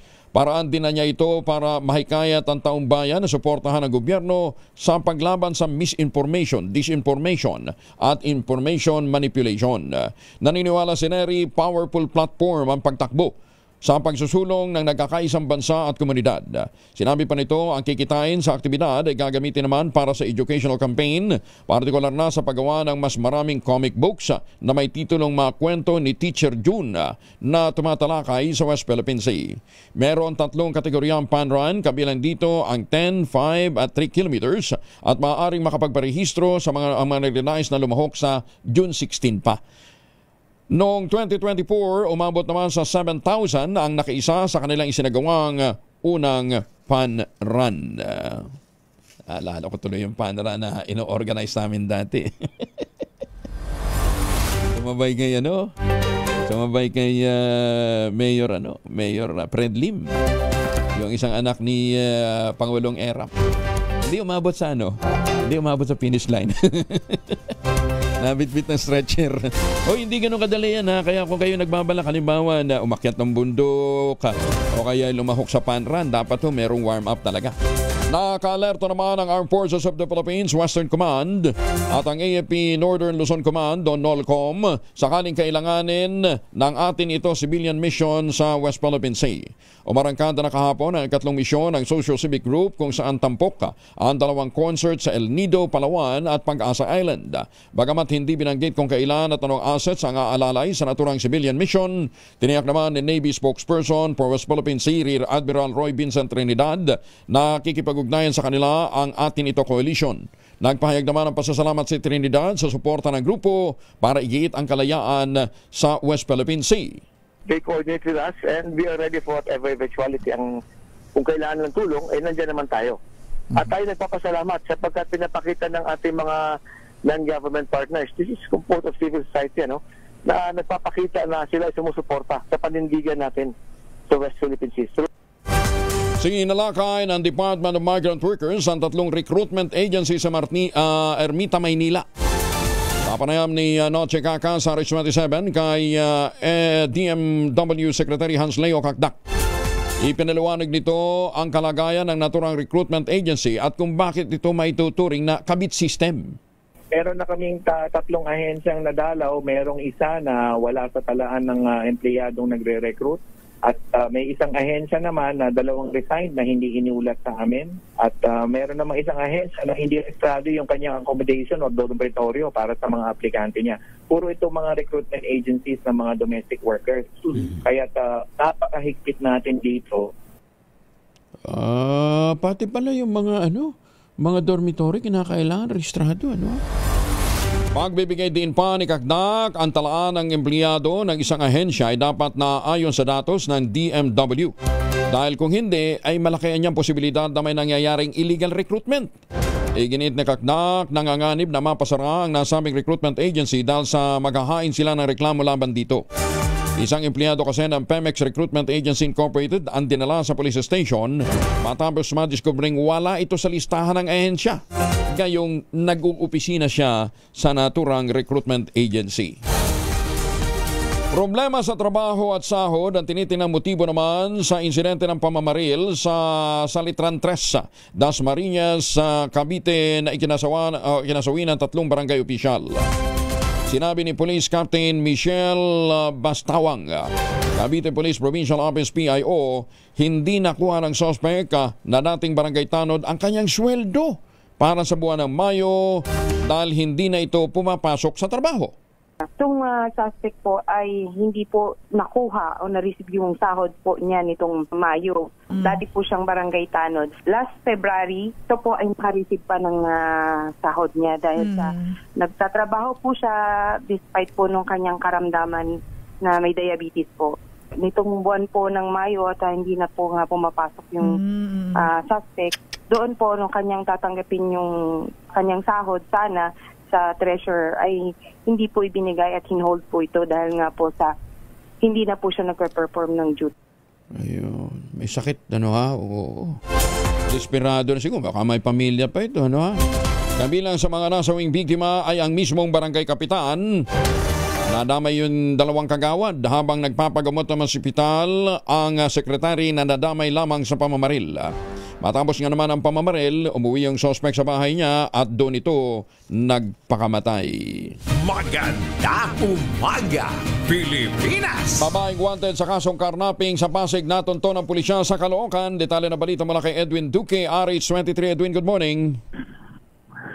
May pundag ako Angel, matagumpay na naaresto sa Caloocan City ang isang 50 years old na babaeng akusado at nasa tala ng most wanted person sa Pasig.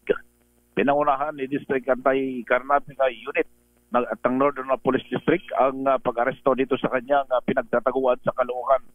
may alias na Julieta Harden ang nahuli sa kanyang tirahan na matagpuan sa Caloocan City. Ang pag-aresto ay ginawa sa bisa ng warrant of arrest sa paglabag ng Anti-Carnapping Act of 2016, Republic Act 10883 na nilagdaan naman ni Presiding Judge Annelyn Mendez Caviles ng RTC Branch 167 sa Pasig City. Maaari namang makapansamantalang makapagpiyansa ang suspect o makalaya ang suspect kung makapagpiyansa ito ng halagang 300,000 pesos.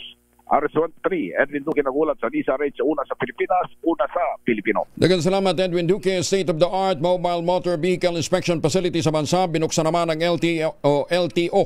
Detalye mo na kay Bal Gonzales sa RH5. Bal, good morning. Good morning, Kuya Angel. Inilunsad ng Land Transportation Office ang kauna-unahan at state-of-the-art na Mobile Motor Vehicle Inspection Facility o MVIF sa LTO Central Office sa Quezon City. Ang naturang pasilidad ay dinisenyo upang suriin sa pinakamabilis na paraan ang roadworthiness ng mga motor vehicle sa bansa. Ayon kay LTO Chief Assistant Secretary Atty. Vigor Mendoza II, ang MVIF ay bahagi ng pagtugon sa direktiba ni Pangulong Ferdinand Bongbong Marcos Jr. na pahusayin ang mga serbisyo ng gobyerno lalo na sa usapin ng road safety. Ang MVIF ay may kakayahang inspeksyonin ng mga light-duty vehicles o LDV at heavy-duty vehicles o HDV. Ang bawat transaksyon ay inaabot lamang ng 10 hanggang 12 minuto para sa LDV habang 30 minuto naman sa HDV. Ang buong proseso ay fully automated kung saan ang lahat ng resulta ng pagsusuri ay lalabas in real time ng direkta sa sistema at walang anumang intervention ng tao. Ayon kay Asek Mendoza, may 3 pang MVIF na nakataktang dumating sa bansa sa uling bahagi ng Mayo o unang bahagi ng Hunyo na ipamamahagi sa 3 pangunahing rehiyon sa bansa. Target din ng LTO na maglagay ng MVIF sa bawat distrito kung kinakailangan upang masiguro ang roadworthiness ng mga sasakyan. Ang paglulunsad ng MVIF ay naglalayong matiyak ang mas ligtas at roadworthy ng mga sasakyan sa pamamagitan ng mas mabilis na proseso ng pag-inspeksyon. Ako si Val Gonzales, DCRH, una sa Pilipinas, una sa Pilipino. Bal, ilalagay yan sa mga tanggapan ng LTO. So hindi ito kamukha ng MBIC ngayon? Yes, Kuya Angel. Yung dating MVIC dito sa Central Office ay dito na inilagay, Kuya Angel. Kaya yung state of the art ang unang makikita dito sa Central Office. At yung mga darating pang 3 iba pa ay ilalagay sa 3 iba pang mga rehiyon sa bansa na nangangailangan na, Kuya Angel, dahil nabawasan na rin yung mga PMVIS, kung maalala mo, Kuya Angel, yung Private Motor Vehicle Inspection Service ay nabawasan na rin yung bilang ng mga ito. Kaya sabi ni Asik Mendoza ay kailangan sa panahon na ito na iiwasan yung mga malalaking aksidente sa pagkakaroon nitong state-of-the-art makabagong MVIF o itong Motor Vehicle Inspection Facility sa ating bansa. Para daw pala ito sa public, ngayon yung mga malalaking bus, 'di ba? Yung private, yun yung para sa mga private vehicle. Ito pang public. Ayun, laki Bodero. Gaano katagal ang inspection nito? Inabot lang yung mga light vehicles, Kuya Angel, ng 10 hanggang 12 minuto. Alam mo naman, Kuya Angel, mula dun sa unang proseso pa lang ng pagsasalang sa MVIS dati, Kuya Angel, mula umaga, inabot lang higit pa sa kalating araw yung ating mga kababayan para ma-inspection yung isang unit o mailabas na yung resulta ng roadworthiness test na sinagawa sa isang sasakyan, Kuya Angel. Mas maganda na rin yan kaysa sa no appearance, di ba? Ang dami, lalong-lalo yung smoke emission lang ang dinadaanan pagkatapos non-appearance pa. Tapos makakasabay mo sa gilid ng makakasabay mo sa kalye, biglang naputukan yun ng gulong, di ba? Ito ma-check lahat, pati brake light, di ba? Namayagpag ng napakatagal na panahon, Kuya Angel. Yung hindi ka na pupunta, non-appearance, naman, yung resulta, yung napakaraming mga aksidente sa kalsada. Ako si Val Gonzales, DZRH, una sa Pilipinas, una sa Pilipino. Kung meron tayong mga makabagong teknolohiya para sa pag-inspeksyon ng mga public transport vehicle, meron naman tayong Nemesis anti-ship missile. Katampok daw po sa kamandag exercise ng mga miyembro ng Philippine Marines at US Marines. Detalye na balita mula kay Edniel Parosa, RH52. Edniel. Kuya Angel, opisyal nang iniladlad ng Philippine Marine Corps at ng United States Marines ang watawat ng kaagapay ng mga mandirigma mula sa dagat o kamandag exercise para ngayong taon na tampok sa ikasyam na edisyon ng joint training ay ang paggamit sa Nemesis anti-ship missile ng Estados Unidos na nananatili ngayon sa Northern Luzon. Magugunitang itransport ang armas na inangal ng China sa katatapos lamang ding balikatan drills matapos itong ibida ni US Defense Secretary Pete Hegseth sa kanyang pagbisita dito sa bansa. Ayon kay PMC Commandant Major General Arturo Rojas, halos 5,000 sumtalo ang sasabak sa pagkasanay tatagal hanggang sa June 6. Pero liban sa magkaalyado, sasama rin sa kamandag ang Japan Ground Self-Defense Force, Republic of Korea Marine Corps at British Armed Forces, bukod pa sa mga foreign observer mula sa France, Australia, Bahrain, the Netherlands, Canada, Indonesia, New Zealand at Thailand. Tututok ang Kamandag 2025 sa Maritime at Coastal Defense para mapanatili umano ang kapayapaan sa Indo-Pacific region. Ito si Edniel Parrosa, nag-uulat para sa DZRH. Una sa Pilipinas, una sa Pilipinas. Maraming salamat, Edniel. Maganda umaga, Pilipinas! Magandang umaga din po sa mga suki natin dito po sa Metro Manila, sa buong regional National Capital Region. Baka gusto nyo silipin itong napakagandang proyekto ng St. Monique Balay dyan po sa Binangon ng Rizal. Kung naghahanap kayo ng prestigious living but affordable housing, yan ang St. Monique Balay. The most prestigious project ngayon dyan po sa Binangon ng Rizal, yung townhouse model nila na Bianca, two-story townhouse yan na may balcony at may 2 hanggang 3 bedrooms. Pwede nyo maabil through Pag-ibig Financing at less than 20,000 pesos a month. 30 years to pay. Tawag na po sa 0917-719-7908 para po sa karagdagan detalye. Yung bang pagkagising mo, gusto mo magandang tanawin at saka malamig na simoy ng hangin, ayan ang inaalok sa atin ng St. Monique Balay. Siyempre, bukod dyan, meron po silang iba't ibang mga amenities na nakapaligid dyan po sa township na yan. At kung ngayon pa kayo bibili sa St. Monique Balay, may chance pa kayong manalo ng brand new Honda Click. Kaya tawag na! Maganda umaga, Pilipinas! 3,000 ang naghihintay na premyo sa ating mahiwagang tunog. Ayan. Ano yung item na hinahanap natin na kailangan pagkapanahon ng mga emergency, lalong-lalo na pagka may mga biglaang brownout? Yan, Yung pangalawang item ay nagkikita din sa bahay, sa mga eskwelahan, sa mga opisina, pero bihira sa mga eskwelahan, sa mga opisina. Pwede sa eskwelahan at saka sa mga bahay. Yan, Ang inyo pong mga sagot, ipapadala po ninyo sa 0919-282-6485. Sundin ang tamang format po ng pagte-text, empty space, name / address / contact number / at ang inyong sagot. Isang beses lamang po ang inyong pagsagot sa ating text line gamit ang inyong mobile number. Sa mga sasagot online, kinakailangan meron po kayong sharer badge. Ayan, So, agahan ho ang paliligo ngayong araw nito gamit ang Shield Bath Soap. Maganda umaga, Pilipinas! 8 minuto bago mag-aces ng umaga. Umaga, Pilipinas! 5 minuto na lamang bago po mag-aces ng umaga, yung manindigan ho tayo laban sa katiwalian, sa mga nakikita nating mali. Yan po ay isang uri na ng kabayanihan. Pagtatanim ng puno, pangangalaga sa ating kabundukan, pagtatanim ng kawayan, yan po ay isang uri ng kabayanihan. Hindi lang yan ang kabayanihan, pag siguro din na may pakikinabangang kalikasan ang susunod na henerasyon. Ayan, marami ho tayong pwedeng gawin para sa bayan.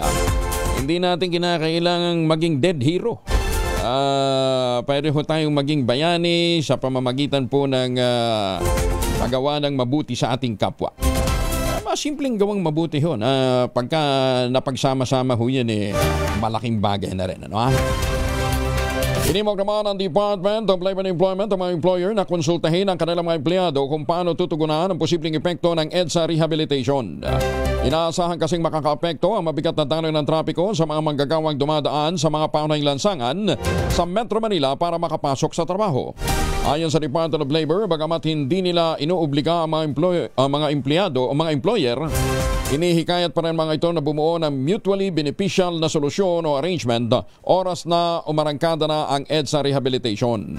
Iginit ng ahensya, ang employers pa rin naman ang magpapasya kung magkakasila sila ng work from home scheme bilang tugon sa inaasang epekto ng naturang proyekto na posibleng tumagal hanggang 2027. May katagalan kasi, ano ha? Pero kami dito sa broadcast, hindi obra yung work from home eh. Nakita naman natin ang panahon ng COVID, di ba? Nag-work from home pero mahirap po talaga yung aktual na delivery ng serbisyong kailangan ho ng publiko. Magandang umaga, Pilipinas! Nabulilyaso ang flight ng 48 anyos na lalaki patungo sanang Cebu. Makarang magbitaw na naman ang bomb joke sa NAIA Terminal 3. Ayon sa PNP Aviation Security Group, nagbiro ang suspect tungkol sa manoy bomba sa loob ng kanyang bag habang ipinapasok ito sa overhead bin ng eroplano. Agad itong iniulat ng cabin crew sa airline at airport security personnel. Kaugnay nito, pansamantalang in-isolate ang naturang eroplano habang ikinakasa ang bomb detection procedures, ngunit wala namang anumang explosive material na nakita, kaya't idiniklara na itong safe for departure. Dinala ang nagbirong sospek sa kustodiya ng NAIA Police Station 3 para sa kaukulang disposition. Ang bomb joke po ay mahigpit na ipinagbabawal alinsunod sa Presidential Decree number 1727. Ewan ko naman sa ating mga kababayan, paulit-ulit tayo parang sirang plaka dito, ano ha? Pero ang dami pa rin talagang matitigas ng ulo. Huwag ho kayong magbibiro ng ganyan dahil hindi po yan ituturing na joke. Ang anumang kwento o mga kuminsan yung mga parinig na ganyan, ano ha? Pwede pong i-interpret yan seriously ng hindi lang ho ng cabin crew, kundi pati na ng mga taong nakapaligid ho sa inyo. Sino ba naman ang gugustuhin bumiyahe na meron kang pagdududa sa kaligtasan ng sinasakyan mong eroplano? Kaya tumigil na ho kayo sa ganyang klase ho ng mga pagbibiro, ha? Magandang umaga, Pilipinas! Wala hong magandang idudulot ho yan sa inyo, ha? 2x2 sa Asia's Balita, susunod na sa ilang saglit. Magtanim ng kawayan para sa kalikasan at kabuhayan. Kuya Angel po sa Angelo Palmones, nag-iiwan sa inyo na isang magandang umaga. Maraming salamat sa inyo walang sawang pagsubaybay, pakikinig at pagtitiwala. Ang ating quote of the day ngayong araw nito ay mula po sa isang American professor. Author din po ng maraming libro at ang sabi niya, "The general population doesn't know what's happening. And it doesn't even know that it doesn't know." Dami ho talaga ganun sa atin. Walang pakialam. Diba? Kaya maging makabuluhang mamamayan, makialam sa mga nangyayari sa inyong bayan. Bagong balita, bagong impormasyon. Kasama si Kuyang Angelo Palmones. Magandang umaga, Pilipinas! Aces na umaga.